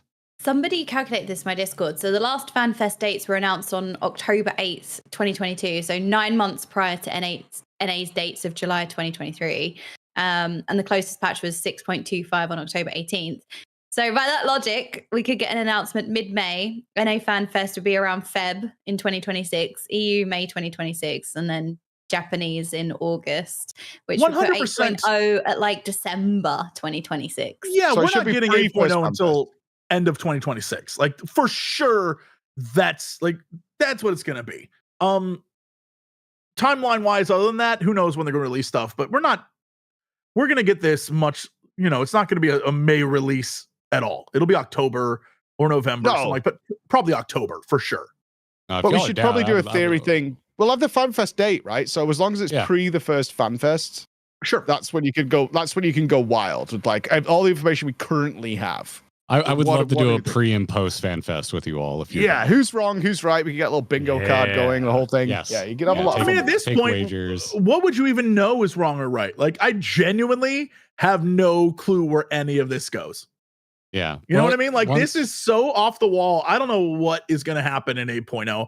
Couldn't tell you what it would even possibly be. But when we have 7.4, we will have more info, which is and I'm wondering if they're going to keep it tame. Yeah, right? Like, are they going to keep it relatively grounded, or are they going to try and ramp it up really quickly into something as on a universal scale, which is kind of where we ended up? Are they going to like Heavenward was pretty grounded? It was dragons and a city and religion. It was still pretty localized. Are they going to try and keep it that way? Or are they going to be like, we kind of need to start ramping this a little faster than we did last time? Or are they going to enact some real discipline and be like, no, keep it even a little linear ramp up? That's what we need to do. But even Full with void. that, I mean, there was a huge plot twist leading into it, though. So they had something to keep people attached and excited for what was going to happen in Heavensward. I have no idea, unless they do like a big twist. I have no idea where we go from here that isn't just another thing we're doing. You know what I mean? There's got to be like a through line, and we aren't there yet. We just don't have it. No. Interested to see where they go. Yeah, Mercenary is long overdue, as people point out, and we're aware of it. It's more a case of like, when do you pull the button? When do you pull that lever? And they're very FF14. One thing, because I'm still relatively new to this, like Jordan is, and you guys are, besides Jesse, really, is I'm always impressed by their discipline and patience. They like baby steps. They don't like pulling the Illidan button like that we saw. Is like, oh wow, it's doing badly. Psh, break glass and get Illidan in. Get it. Get everybody back in. They just like totally throw a nuclear bomb at it to try and get everything going again. Whereas they just feel like they go, stick to the plan. We have a plan for the reason. We want to get there eventually because we get this ultimate payoff at the end that's way worth it, and why our story is award winning. So that's what I feel about it. There will be you'll know it's a bad day for Final Fantasy when it's like, my name's Cloud and I'm here to help. Oh no, they're in trouble. Yeah, you'd be like, oh no, that's it's gonna happen eventually, right? If they've had 2 expansions now that have called back to FF4. There's at some point there's going to be an FF7. That Sephiroth theme starts playing. Stop, Sephiroth. Exactly. No. Yes, do it. Break. But they wouldn't be named Then Cloud. Know we're doomed. They wouldn't be named Cloud because they're not using the same names from 9, but they would be archetypal. You're right. What a fool. He'll be named Squall. No, hold on. No. It'll be called Precipitation, like they did with Speen and Garnet. They will literally be like, it needs to be a Cloud adjacent. My name is his name will be like Cumulus. Something, And my name is Nimbus. Zach? No. And my name is Sephiroth. Kevin. Yeah, Sephiroth. Oh, and then Angelo shows up and we get the full Loveless poetry. Oh, I can't wait. Actually. I would so excited. love that. It'll happen eventually. I would absolutely love Loveless Canon to be in here, like laying it down. That would be so good. As long as they bring in some of the goofier stuff from the Final Fantasy VII verse, like I need the line read of my hair. He's eating my hair. I can't believe that's a real line. I can't believe that's a thing that exists in that franchise. And honestly, we need that in 14. He's eating my hair. As it was pointed out in chat, our first thought when we saw Calyx was that it was a Chadley shard. Like, that's exactly who I was like, is that Chadley? Yeah, oof. Oh, it is. Oh, no. Yeah, like, we looked at it, it was like, he kind of looks like Chadley. Little Chadley, oh, no. yeah, little Chadley. That guy is the demon incarnate. Like, I don't. Who is Chadley? Sorry. Oh, Google Hi. Chadley FF7, and then you'll get it. Oh, an Yeah, FF7 Final character. Fantasy VII. Okay. Yeah, FF7 Remake Chadley. and Rebirth. Yeah, he's not in the original, but in the Okay. new ones, Chadley. You know, the most annoying character who ever lived. No, Calyx is way more I was totally thinking emo-coded. of somebody else. This looks I like haven't a Boy played the Scout. remakes And yet. then Mia, who I believe is just my AI or whatever, or whatever her name was, yeah, and she's just another one. And there's two, hopefully there'll be three in the next one. I'm so excited. Yeah, that's when you know it's all got to shit. I can expect the Sephiroth theme playing and be like, oh. It's all gone bad. I mean, I would get excited because that would be like the first callback to another Final Fantasy that I would actually know. I know this guy. Woo! I was like, I know this song. I'm like, yes, Play something we know. I haven't played the game, but I know the song. It's the evil villain, Oh, Genova. Well, awesome. Well, I'm excited That for may all happen. that and Yes, that may future roundtables. As long as you all keep showing up, Kyle and I are happy to keep facilitating and scheduling these Hell yeah. roundtables. We really like doing this with you all. So I love being it. Thank you for joining us. Thank you. Yeah. we love you being here, and I'm particularly happy as we get closer to FanFest and all of that because okay, all right, Europeans, you need to come to the North American FanFest, and then we'll go to the European FanFest. If it's in Vegas, hell no. How are we It'll going be to Vegas get these in tickets? How is It'll this be happening? February. It'll be worth it. Oh no, Where are I you know gonna get these Arthur's. tickets? Arthur's knows a guy. He knows a guy. Arthur's knows a guy. We can Who get cares? tickets anywhere. Even if Hopefully we not in don't Vegas get even for tickets. us, please. Yeah. No. I will attend with all of you as long as I'm allowed to dress up like the stalker Lalafell who Yes. follows around all of the characters Done. in the Hildebrand storyline. I'm going to bring the two branches and I'm going to just hide in every photo in the background. It's happening. I'm going to do that. Cutscene today. I'm just constantly going to be there, and I'm just going to post. Like, people are going to take photos and be in the background. Like, that's it. That's it. That is my plan. So as long as you're okay with that, Perfect. As long as last year I got on the stage, did the cosplay competition, y'all need to get in on that. 'cause you it's got to super pass fun. that off. Yeah. We need to come up with Okay. a 5 stack, and we all enter together. Oh, And Yikes, the that's what I- entire Wow. Hildebrand cast is right here, and we can do this. I'm just So saying. I'm just saying I'm being Nashu though. No. I That's think fine. Jordan, you should be Bobby Kotick Lalafell. That's who you should Mhm. be. Okay. Yeah.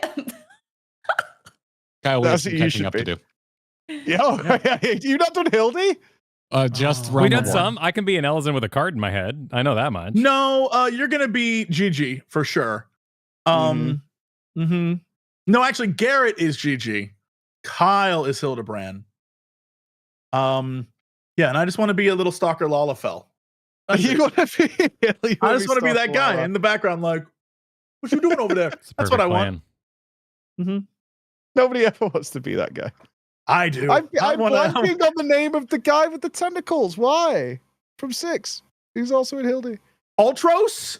Ultros, like I would do Ultros in a heartbeat. I'd wear the head like. Ultros. You'd be the Yeah, you're body and we'll all be emotional, I get arms. them. Now You that's could do it like a now Chinese that's New winning. Year dragon. It'd be so good. Yeah. I could be Poo Poo or Pew Pew. Oh Sorry. my god, we should just all go as the side characters. Yes. GG, yo, Poo Poo, Ultros, Typhon, get them, bring them all. Well, we'll find the main ones Well- there anyway. Yeah, let's fill it out. Yeah, we just we're all Overall- the side characters and we harass them. I would treat it like a normal fan fest. We're all Gaia. All of us. Every single one of us. Oh my Yeah. god, one of us could be Greg. Shut up. This would be hilarious. I'll be a Kidu. I'll be all green. Just roll around. Oh my, just like in feathers. Come on. No, I'm totally down. All right, let's call it so I can eat. Yes. Let's go. I've been live for 12 hours. I need food. Let this man go. All right. Real quick, if no one knows somehow where to find you, Mike, Preach, where can everybody find you? Shout yourself out. Preach Gaming. Google it. Everything's there. Easy game. You'll find us all. We're playing Skyrim at the moment with only one mod where I have a fat, ugly ginger kid, which is apparently hilarious. It's the most insane self-promotion I've ever heard. It's very true, though. Can you return us to the land of sanity, or are you also playing Skyrim for the first time? I'll try my best. Now you can find me as OK Mage on everything. And next week, I'm going to be starting, I think, Baldur's Gate 3 completely blind for the first time. Never played anything like that, and I haven't seen anything of it. So it's going to be really fun. It's that first or Persona 5. We're torn between the two, but that's starting next week. So don't do it, Jay. Come and laugh. Let me know. Play Baldur's Gate. The other game's terrible. Wow. I'm thinking Baldur's Gate 3 because there's a patch tomorrow. So I thought, we can start that next patch. Week. Oh yeah. Yeah. So I thought that'd be a really good chance to like play it for the very first time, completely blind. Okay. And Jesse Cox. Hey, Jesse Cox everywhere. Fat Ginger, it's comedy gold over here, so we got you. Don't worry. You don't have to play it in a video game. You can live it, baby. Yeah, that's it. Doing nonsense. Trying to think anything cool, but not really.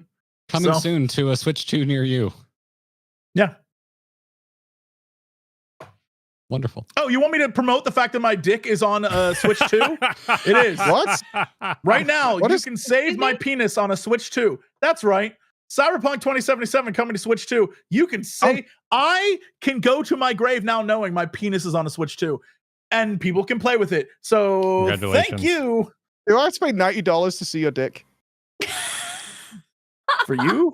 I'll pay you $90. For you, it's free. Yeah. Don't worry, I'll pay you for the privilege. Yeah.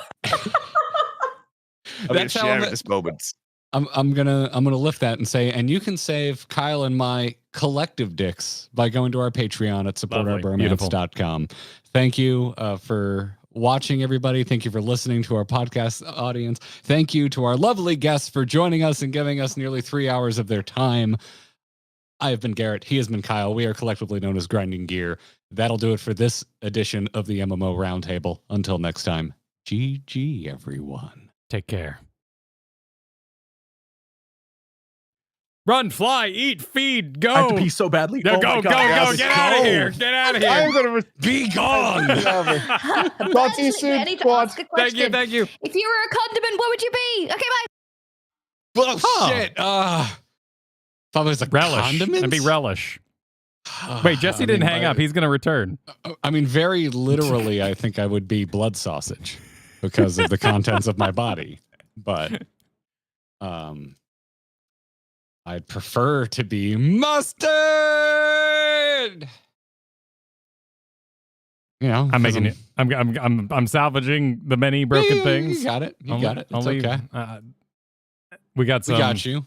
We got some messages. We got some supers that come in. Thank you all for the support during our program today. I appreciate you all being here. Yeah. We'll be reading those shortly as I could. As I could. Yeah, thank you. Thank you very much. Yeah, we will catch up on the supers. We'll do a little mini super forum right here. Thank you very much, everybody.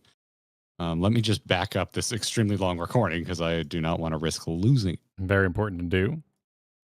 And it is on its way. I'm so happy we had so many wonderful on-point theories about how people got and why people got dusted, and instead just enjoyed our own fan theory for the whole time and only added to the thing as it grew. It was a beautiful thing.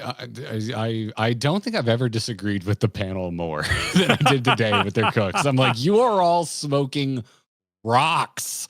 Like, none of this smoking is gonna happen. Shale, some might say. What kind of rocks? You are huffing sand. Oh, I was enjoying imbibing that huff. That was beautiful. Are we on Jesse watch? Apparently, Jesse did not hang up. Last time he was like, "Oops," and came back and then left. So we won't hold him to anything, but we will make sure that he is alerted to. Let me grab a snack bar and then I'll join you as well. All right. Very, very, very, very good. Hi, everybody. Welcome to the end of the program as we are going to be reading all the super chats at the end here.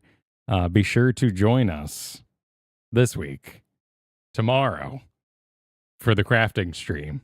We're going to be unlocking our Disciples of the Hand and our Disciples of the Land. Bye, Jesse. See, it happened. We're going to be doing that tomorrow on stream. Apparently, one of the most scandalous possible things you could do on a stream, I've been told. That crafting on stream live is one of the craziest things you could possibly do to your stream. I know, right? It's pretty crazy. After that, Wednesday, more hardcore WoW going down with Joe Cat, Cena Breyer, Girl DM. We're making our way into Dead Mines Wednesday. If we survive, it will continue Friday. And then Thursday night, we're going to be heading into Dancing Green. Thursday night, Savage, our first Savage night for Dancing Green. We're going to be heading into there. It's going to be a beautiful thing. So now I leave you with a slightly over. I'm going to fix Garrett's sizing, but I will be leaving you with Garrett while I too go grab said snack before we superform here. Hi, everybody. Questions for just Garrett. So things that Kyle would not be interested in. Fire away. You have until Kyle has emptied his bladder, which I am told, because I went to a zoo over the weekend, is a average of 20 seconds for all mammals, regardless of their size. So, yeah. There are non-death hardcore end goal? No, originally Joe wanted to get to 60. I don't know if we're going to do that in a month, but we can always talk about continuing it. Like, I'm certainly down as long as we can fit it into the schedule. So, what kind of questions would you ask Jason Charles Miller? I'm a music nerd, particularly with rock, and just knowing his background, I would just want to geek out with him about music. I'd want to talk about, his inspirations, what it's like being a touring musician, and how that compares and contrasts to being a studio musician, with things like his work in video games. Like, I find that kind of shit wildly fascinating. And I just love geeking out about music with people. I spent a lot of my life just going to shows, and I've met a lot of my heroes, my music heroes, in that way. And 9 times out of 10, they're really cool people, and we just end up talking about other bands. So. I'm back. It's over. So, welcome back. It's over, someone just asked me my dream muscle / fast car. You can answer. A muscle car is different from a fast car. My dream. I mean, my dream. Honest, I'm such a Mustang guy. I gotta say though, when it comes to classic muscle cars, I do prefer the 60s Camaros. And my dad, he still to this day longingly talks about his first car, which was a 69 Camaro. That's what he had in high school. So I was like, man, I would love a 69 Camaro. That would be amazing. So yeah, if I had to go with dream, money's no object, get whatever I want, I would want a freaking pristine 1969 Camaro SS. Even though when it comes to modern cars, I'm a Ford guy through and through. I love freaking Mustangs. But yeah. Arwojo, GTO, hell yeah. I had a neighbor growing up who built from the ground up, rebuilt a GTO, and that's what he drove to high school every day. And I was in my Econobox 96 Honda Accord behind this beautiful restored GTO going to the same high school. And I was just like, man, this guy's car is so much cooler than mine. But yeah. Anyway, welcome back, Kyle. Hi. Thank you. Rewind the clock. 3 hours. Dark Night of Anime. Super chatted. Stream just started and already shots are getting fired. Oh, God. Everybody was going after everyone's ass today. It was hilarious. It's a good time. It was a good time. I geek out so hard when we do these things, man. It's fun. I legitimately, I feel like I can honestly say I'm pretty self-critical. I don't think any of these roundtables has ever been bad. Like, I think they're very entertaining. And on a personal level, it's the kind of shit I have always wanted to make. They're a very pure thing, and that's what I love about them. Is it's just a lot of geeking out, and there's no better way, because that feels like it's like geeking out. This is epic. Like it's so made up, but yeah, it's fun. It's fun lunchroom table energy. I'm just arguing about what your favorite character is in the battle. Yeah, it's a good time, and I was thinking about a lot there at the end when Preach was talking about like the patience of 14 from a writing perspective. Like I think of 14 from a story standpoint being more like a book than a movie in terms of its length, its depth, that kind of a thing. Just the speed with which you really can consume it if you want to consume it. Obviously, you can speed through it, but even if you went quick, it would still take longer than the average, I feel like, video game story. And I don't think it would be possible for us to have as many roundtables as we do, were it not for the fact that it is more like a book than a movie in that way. Absolutely. And I mean, not only like the whole, play other games making you a better gamer, having a diverse diet makes you a happier person, but also when we did Savage at the beginning of this year, like it was just nice to be like, oh, let's go play some Monster Hunter. Holy crap, that was that was an adventure. We live and breathe that for like a solid month and a half there. It was absolutely insane. This is good game. Good game. Now we're about to sign ourselves back up for it. Next up, that's true, Thursday. There's also a zipper in the middle of her back hood. Yeah, we found that as well as the... Got there. Thank you for the 18 months.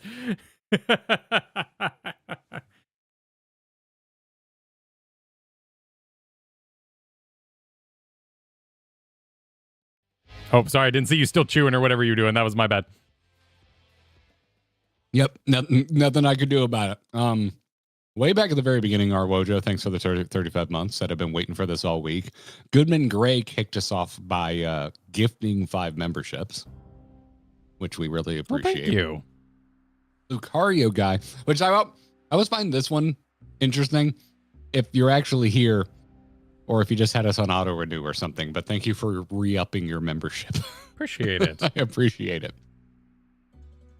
Gapgano hit us with a big think emote, and that was it. You could have done anything you wanted with your 29-month message, and you chose to just send a Kyle big think. That's what they went with. Yeah. Oh, and then Lucario guy followed that up with their own membership message of cheering and saying, always excited for one of these. Hi, everybody. Real question is, when is Endy joining this illustrious group, Newfound Cooking?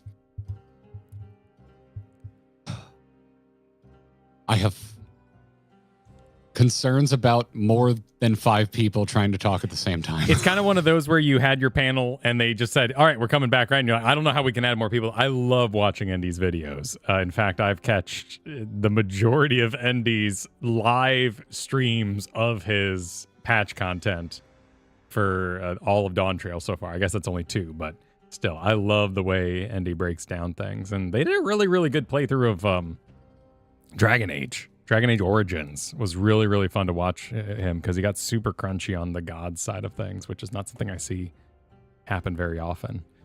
Last time, if you want to go through the podcast backlog, you can find Endy joined us last year towards the end of the year for Warhammer talk. That was really fun. Yes. We should probably just bring it back on again. Maybe. Yeah, we should. As we hit into 7-4. Yeah, we should just do that. Have another excuse to talk about 14 with Endy. Probably, I'm trying to think about how true the statement is. Endy is probably the most 14 content I've watched.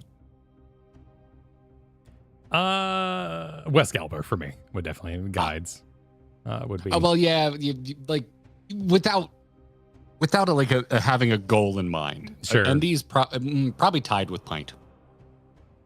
I don't watch Pint to learn things. I watch Pint to be entertained, and I watch Endy to be entertained as well, but sometimes I learn things or think about 14 from a story standpoint from a different angle because I'm watching Endy. So, because I don't watch a ton of gaming content, and when I do, it's usually hyper-specific guide content because I just want to learn how to do something.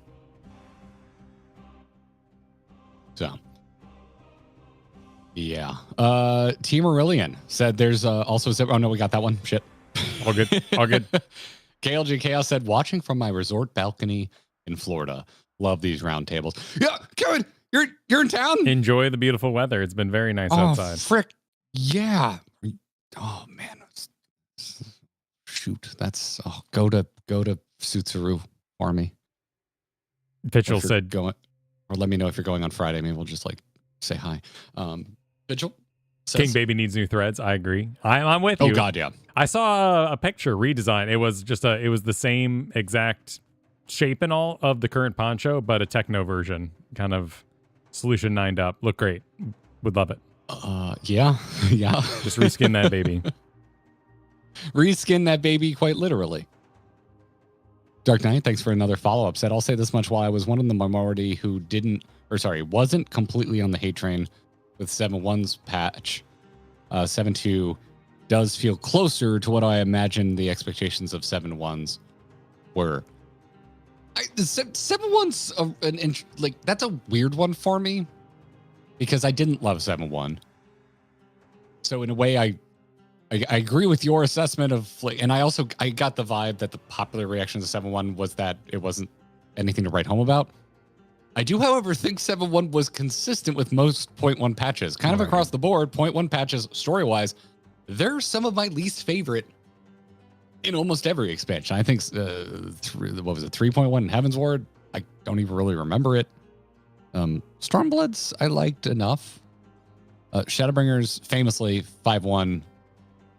I got myself in trouble for talking so much shit about 5.1. I do not like that patch. I think it's mega lame. And I broke a lot of hearts by being a little my biggest fault, Kyle, is I'm too honest. Absolutely, it's a beautiful thing. You know, turn that weakness into a strength. And wear I'm that weak armor. to bullets. Yeah, I care too much, Kyle. I care too much. So yeah, it's an interesting one. But hey, I mean, I know I've said it before. Say it again before we move on. Anytime I don't like something, I 9.9 times out of 10 do not put that thought forward with any desire for you to share that thought. And also 9 times out of 10, I'm already like, hey, Garrett, what do you think? I'm like, well, here's what I think. You can disagree with it or disagree with it, and it's totally fine. Oh yeah, you know, yeah. I back you up in that, man. You know me. The disliking things makes you love something else more. You know, that's why we have favorite foods, because you freaking hate your least favorite foods. Exactly. Yeah. Yeah. Kura supered me when I never doom posted and trusted in our producer Yoshi P's plan. Well, I'm a cheat lover for life.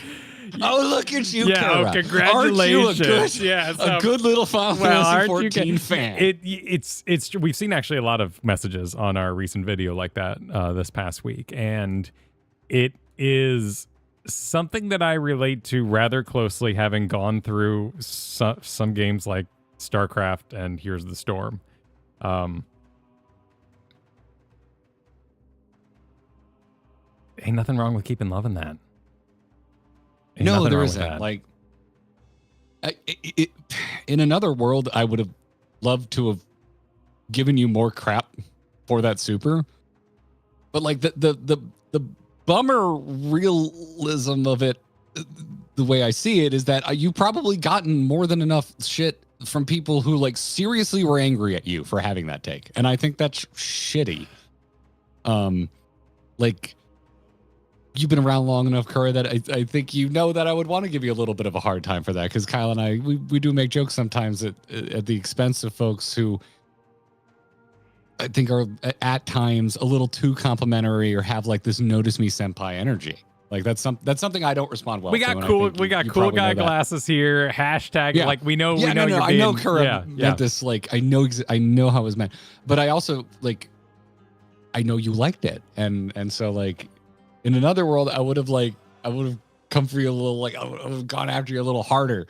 But I'm sure someone has actually very seriously been like, no, you suck. What is wrong with you? You have terrible and that just sucks. Don't be that person. The logic train, which is always such a shame, is by you liking this, we're not communicating our opinion strong enough to the developers, and you're going to stop good change from happening by having a good opinion about what you're seeing. And that's simply not true, because any artist knows that you can have 1,000 compliments and one bad word is going to like stick in your head the whole day. Like, they are aware. And that's why 7.2 was so inspirational. They saw a lot of suggestions and they took some action, and it was very, very cool to see. We talked about it a little in the show too, in the roundtable, of just like. I loved that. That was not planned. We didn't.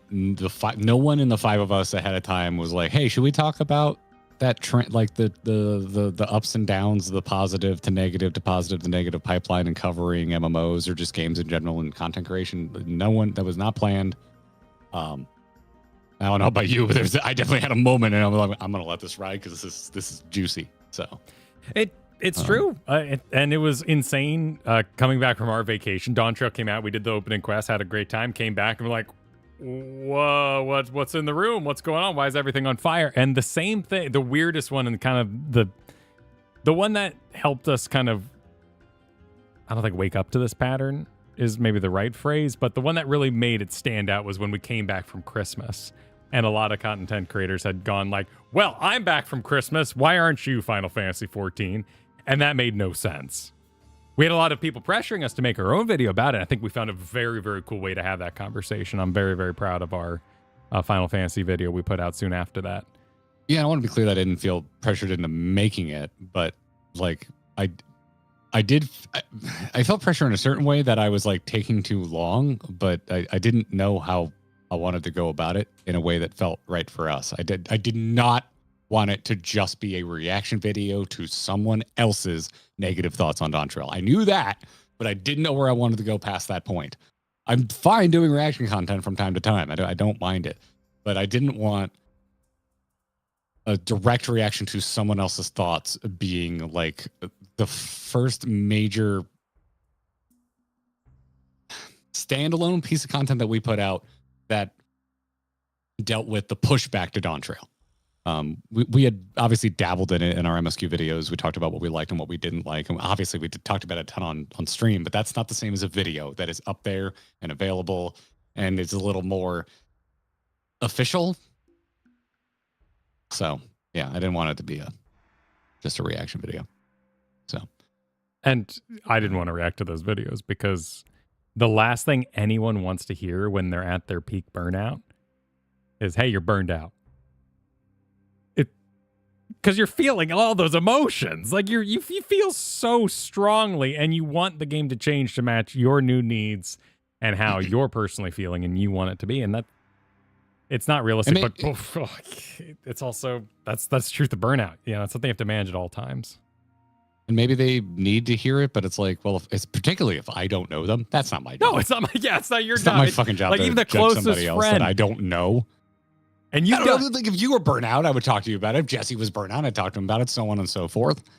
Yeah, you know, just down the road. But yeah, no, I don't know. Like sorry, I'm still like trying to get over you being like, well, if we need to stand together to send them, like I'm so fucking annoyed. I find that energy so useless. Yeah, I thought you meant like something I had done. I was like, no.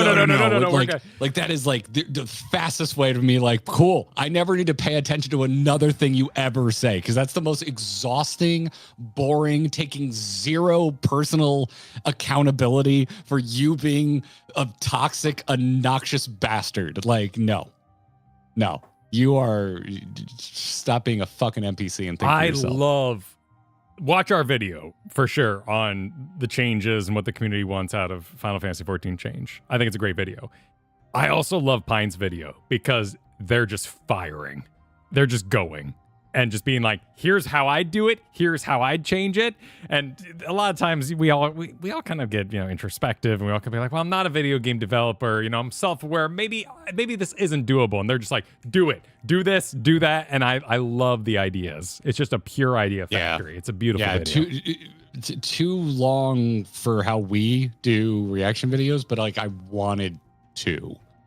I wanted to talk to you about Pint's suggestions for ways to improve 14 video, because I thought it was excellent. And there's plenty of time, like the specific suggestions, plenty of ones that I disagreed with. But like it's fine. I don't have to agree with the whole thing to enjoy it. I also just enjoy the format of did a full-on PowerPoint presentation. Yeah, that was some good effort. I've never seen anyone do it that way. I adored it.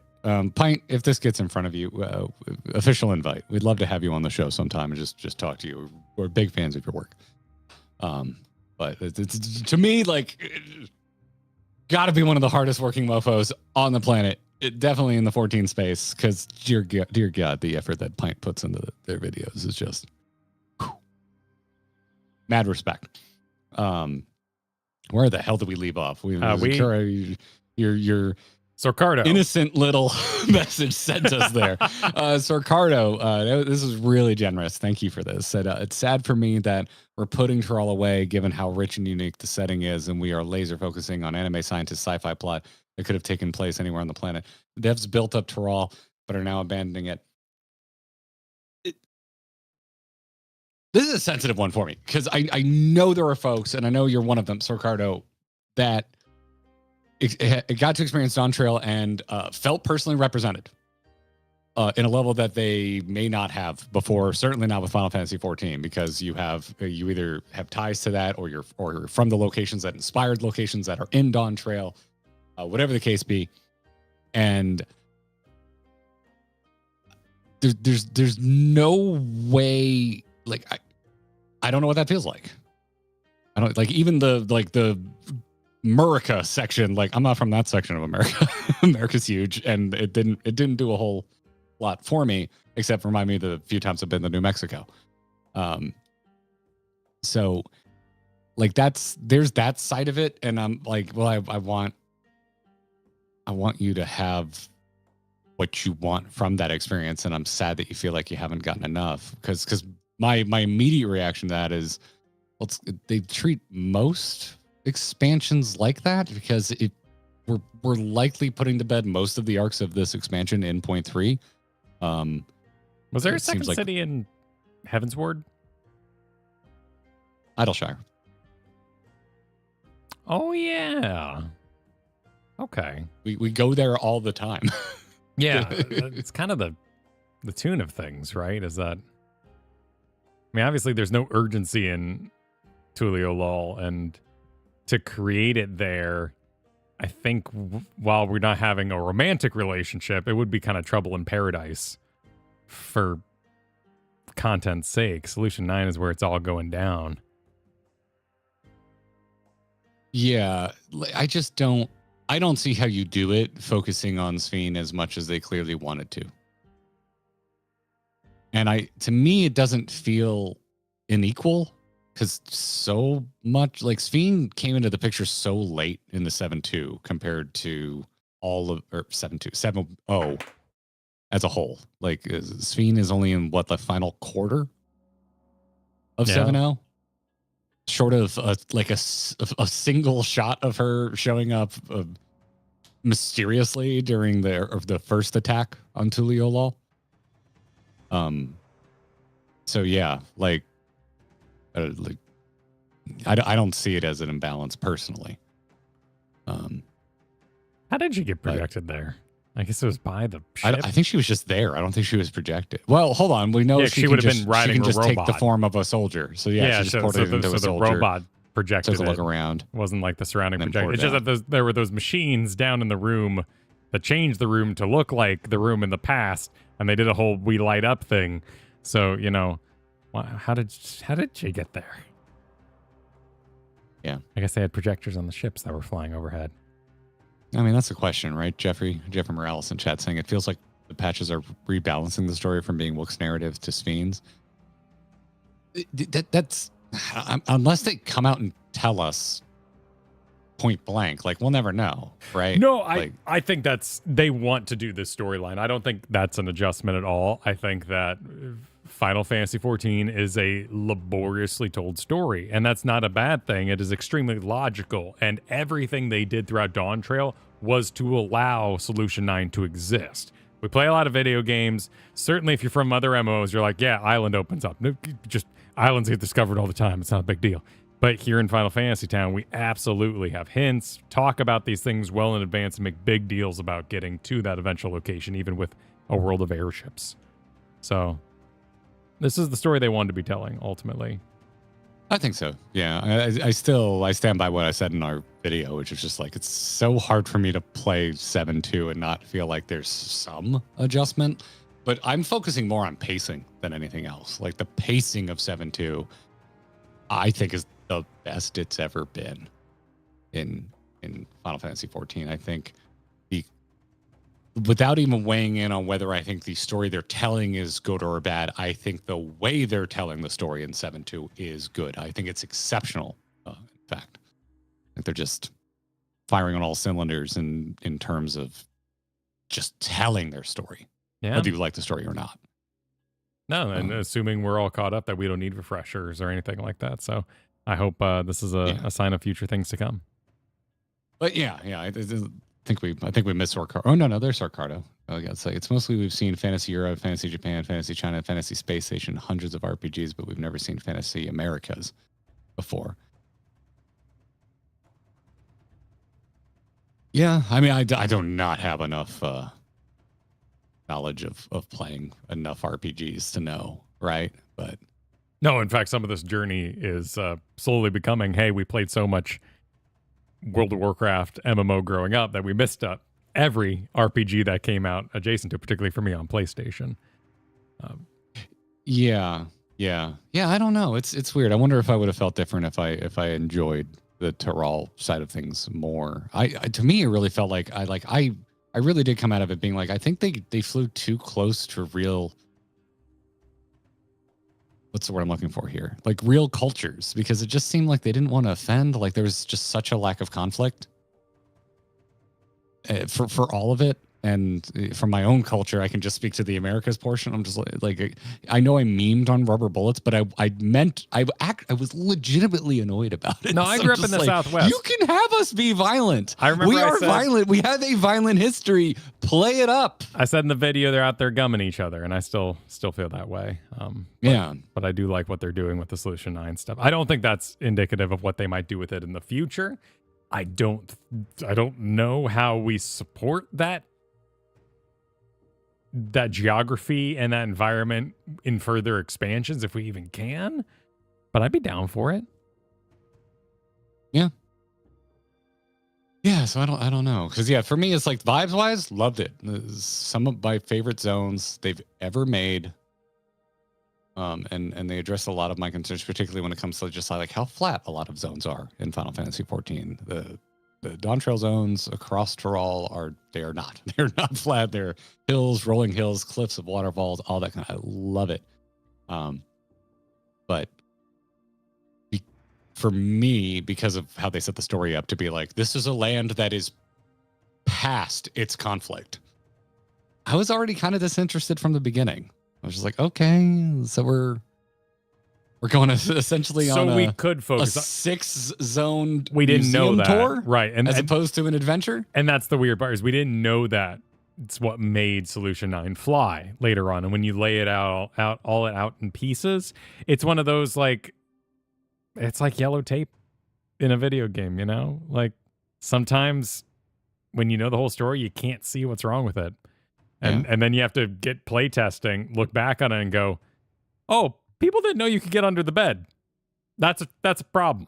We need to throw some yellow tape in there. We need to do something about that, or paint, or put some scuff marks on the ground. Like, who knows, right? Like, but and again, all of this is like, I don't know. Like I'm bummed on your behalf if you loved it and you're just like, man, I just want more of that. But like, and that's why I preface this entire thought with like, I wonder if I would have felt different if I like loved that stuff. Because I don't think you have to agree with me. I don't expect everyone to have the same experience and the same kind of takeaways. But we do all need to agree that there's not enough monk in this stream.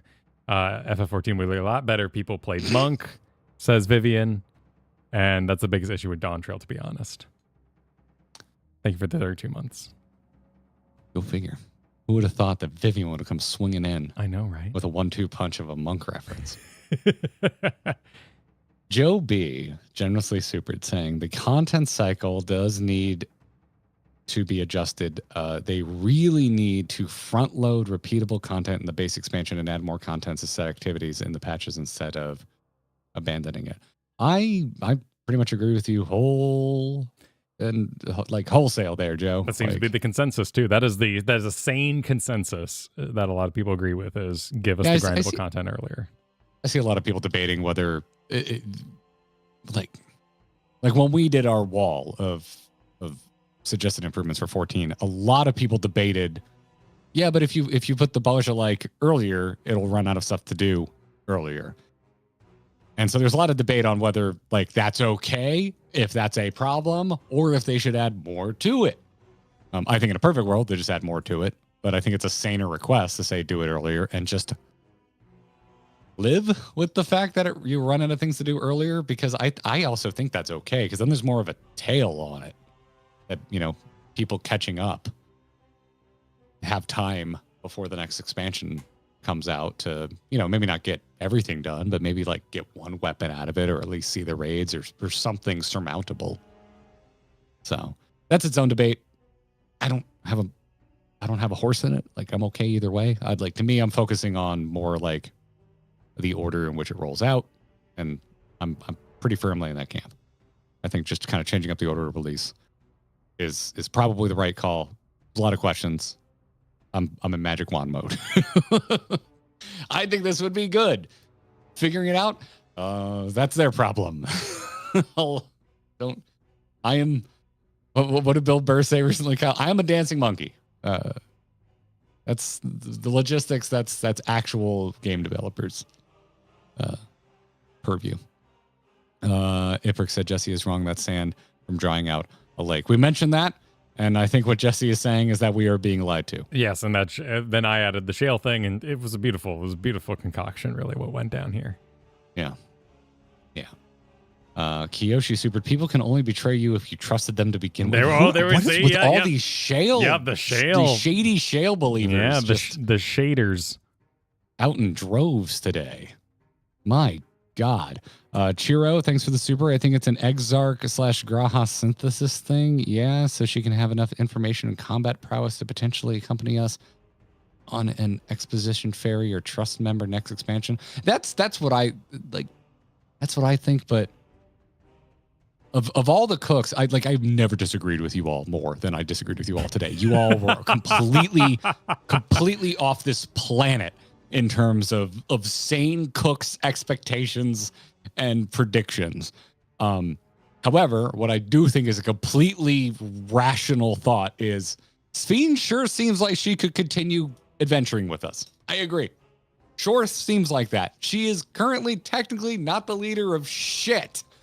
There's a reason I'm focusing on Sphene and not Wuklamad. Wuklamad is the leader of a nation. Sphene has been hammering home that she's not, but they could just as easily make that her arc 4.3 is realizing that it is still her people just further in the future, and that her people need help and need a leader, and she picks up that tiara rightfully and puts it on Ghoul Jaja or Ghoul Ja.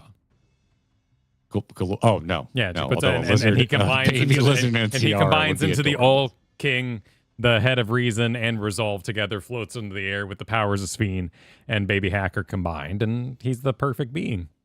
Oh my God! Oh my! Or breaks it. Yeah, she could break the tiara. She could break it. I don't. Yeah, it could be red herring. It could just be thrown on the ground. It could just be a memento. The moral of this entire story is that you do not. You do not pursue breaking the natural order of death to achieve immortality. That the right and proper thing to do is keep your loved ones alive and well in your memories and honor the dead through their memories. And I think that's what Sphene is going to be doing by honoring the memories of Sphene's past, because they spent time in 7.2 with Wuklamad, not just straight bashing old Sphene, talking about how endless Sphene did love her people, that her concerns were valid, that she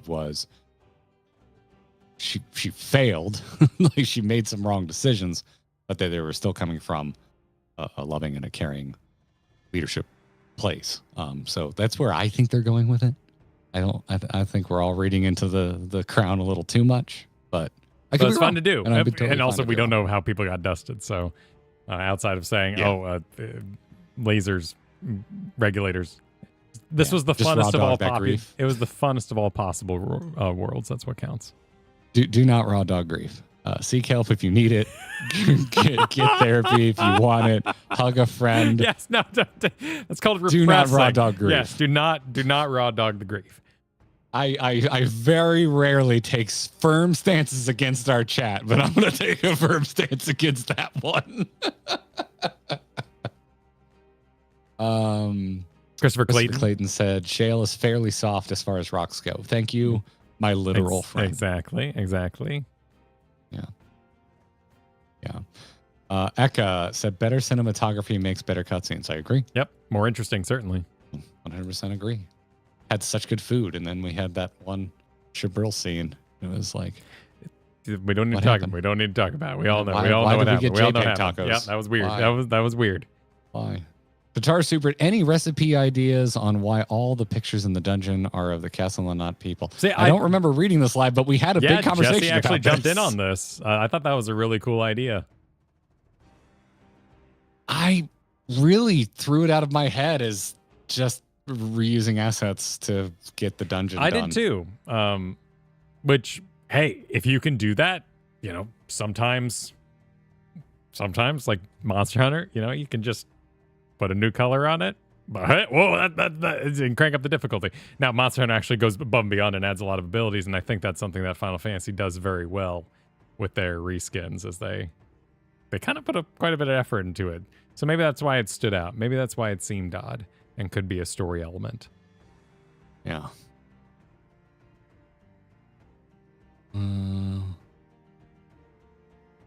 If shale is evil, I will buy a cake with Jesse's smug face on it and eat it live. Quote me on that, said Ben. Can we? Can we, Ben? Yes. Yes.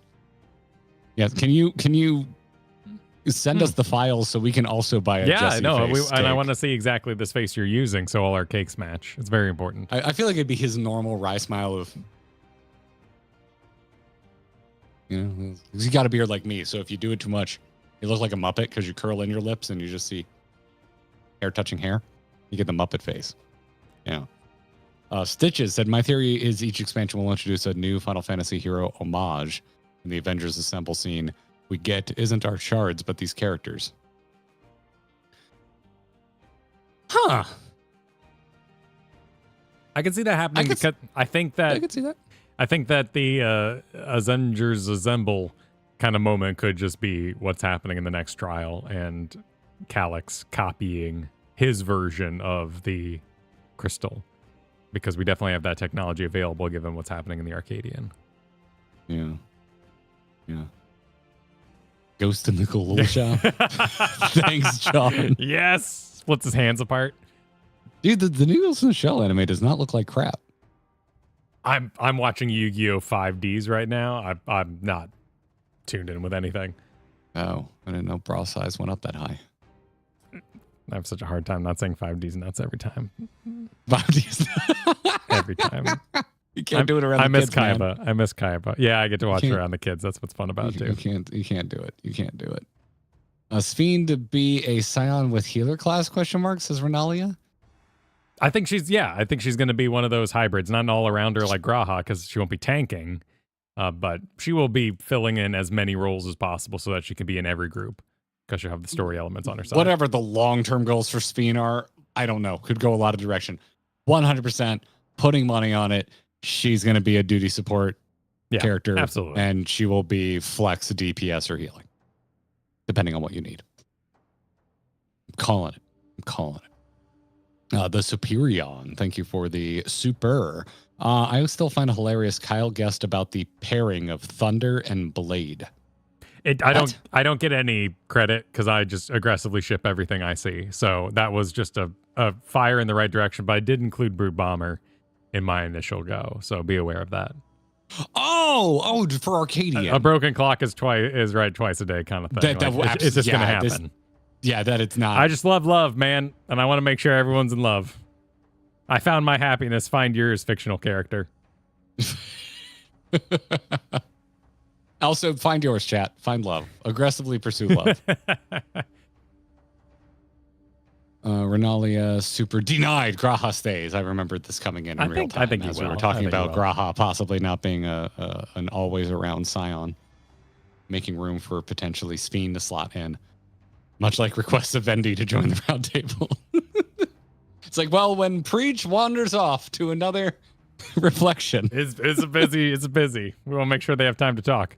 These roundtables have been such a delightful snowball, dude. Like it's the kind of thing that when you get the first one together, it's a thing. It's a podcast where you go, wouldn't it be awesome if we could just keep doing these? And you're like, that'll never happen. Everyone's too busy. Yeah, but it keeps happening. It's happening. People keep saying yes.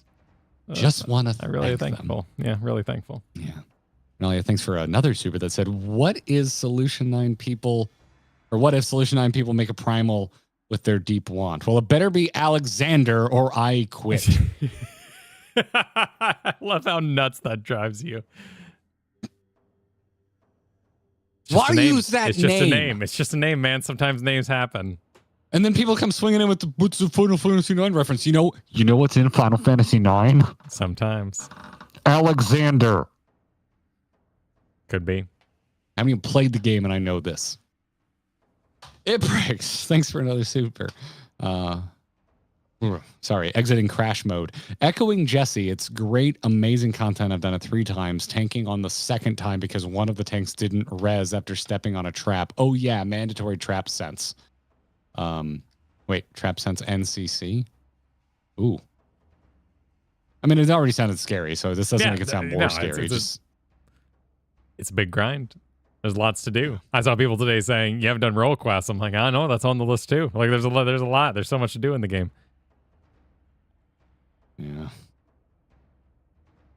They could do the Eden thing of a second Alexander. Yeah, right? Like, they totally could. Like, it's warped by their memory of Alexander. It's not a perfect, not a one-to-one. Ashendog, thank you for the super. You don't even have to grind Eureka as hard as you think you do. Just do your completion logs and come back next week. We'll get him eventually, everybody. Every time Preach comes back, let's just keep trying to sell him on Eureka. Yeah, there's also like there are many ways to go about things, and many of you reap the fine rewards of being extremely structured and responsible people with how you choose to do exactly one thing every single week for an hour a day. But it's really also fun to just like want to do the same thing for 6 hours straight. And that's why we do hardcore WoW on Wednesdays. And it, like, I totally get it. I think you're a genius. I think you're a beautiful person. And good on you for being so responsible. My brain doesn't work that way. I want to go in a big chunk, one night, 5 straight hours of some ice zone. And I know it's not practical. Yeah. We got to get back to it, though, dude. I really want to do it. Yeah, me too, man. I want to see this, too. Yeah. Dingleberry Super. The best part of Garrett's dislike of 5-1 was watching him eat crow when his most hated character, Backlug, saved his most beloved, Gabu. With steps. Yeah. And more importantly, my actual favorite scion, Alize, administering the saving of Gabu. Yeah, no. Don't you take this away from Alize. Don't you do this. Don't you dare. Don't you dare. How dare you? Don't worry, I've also done the long hours of grinding too. I just veer in both directions. There, you follow your whimsy. Good on you. Good on you for admitting it. I appreciate that. It was a team effort. Exactly, Exile. Exactly. Crystal, thanks for re-upping during this. Vane said, whoa, I just realized I got my pink GG. That's all I have to say. Oh, shit. Hell yeah. Oh, nice. Oh, yeah. Nice. Man. Hung out in person more than once. That's a bigger. You know what? I'll have to give you an actual GG badge. Be a good thing to find out how to make them. Could be a good thing to hand pins. out. Yeah. I don't know. Our current vendor doesn't supply pins. We could figure it out. I don't know. Yeah, I want a nice one, like a dimensional enamel pin. That'd be good. Yeah. Drygon, thanks for the GG. Joey Wiggs, supered. Everyone on about Shale being a secret baddie really wanted to play Dawn Betrayal. Yeah, I really appreciate that you added the hyphen in there, so we could betrayal. I get it. I mean, a little bit. I thought Dad was kind of sus, and he ended up being sort of fine. So not much happened there. What Dad? Ghoul Jaja.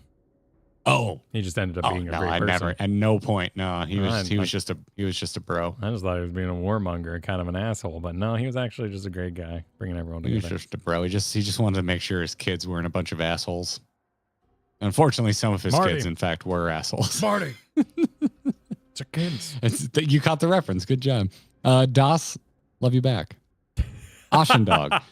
Oh, don't worry. I've done the hour-long grind too. Oh, you read that one. Yep. Will super for physical GG and but that doesn't work. I don't have it to give it to you in exchange for the super. Wait. Hang on. Doesn't work that way. Draw it on a Post-it, cut it out, put it in one of those like bad see-through circular pins. Ooh, nice. Yeah, there you go. We'll just go on down to Marshall's. We'll get ourselves a little kit. Make that ourselves. Oh my god. Get the iron out with the little beads. Put it on the I love system. Those we'll get fun. It. Yeah, those are fun. Make a little Mario or something like that. Yeah, exactly. Yeah. Make a Sonic. Yeah. We did a bunch of Zelda hearts for our wedding. At every That's seat. true. Lanyards. Yes, exactly. Lanyards. Yes, exactly. Could you Etsy custom order a limited? Maybe. Etsy's a minefield today. It's a bunch of drop ship nightmares. But let's end on a positive note, a happy occasion. Thank you for joining us today, everybody. We'll be back tomorrow at 1 p.m. Eastern Time doing a Final Fantasy XIV stream. We're going to come up with some sort of profession plan so that we can at least click the rocks. Baseline of understanding to head into Moon Zone. And why clicking the rocks would be more cosmic exploration. And why it's better than clicking rocks somewhere else. We're going to figure that out tomorrow. Yeah, and to Iprix and anyone else in chat, we see you in our Discord. We see your concerns. If you're worried about like there being too many cooks in the kitchen, I mean, it's part of the fun of the stream. We like kind of having that real time chaos and seeing what trends we see from that real time chaos, because it kind of helps us quickly get a gauge on like the different types of players that are out there. Now you can clip this and cut to me 2 hours in tomorrow being very frustrated going, I need everyone to like just calm down for a second while I try and focus on the one thing that I'm trying to understand. Why is the string called different string in Guardian Regeneration? I don't want to be here. Clip of me and now paste it next to me crashing the fuck out while trying to learn about professions. That's what you do now. And so if you mark this, mark it. Put it in the clips from the live stream channel and hold me to it tomorrow. And if you stay right here, you'll be redirected to our stream on Thursday. Enjoy the trailer. Ring the bell. See you Thursday. If not tomorrow, if not Wednesday, if not Friday, we're here all week. Bye, everybody. Thanks for watching. Tip your waitress.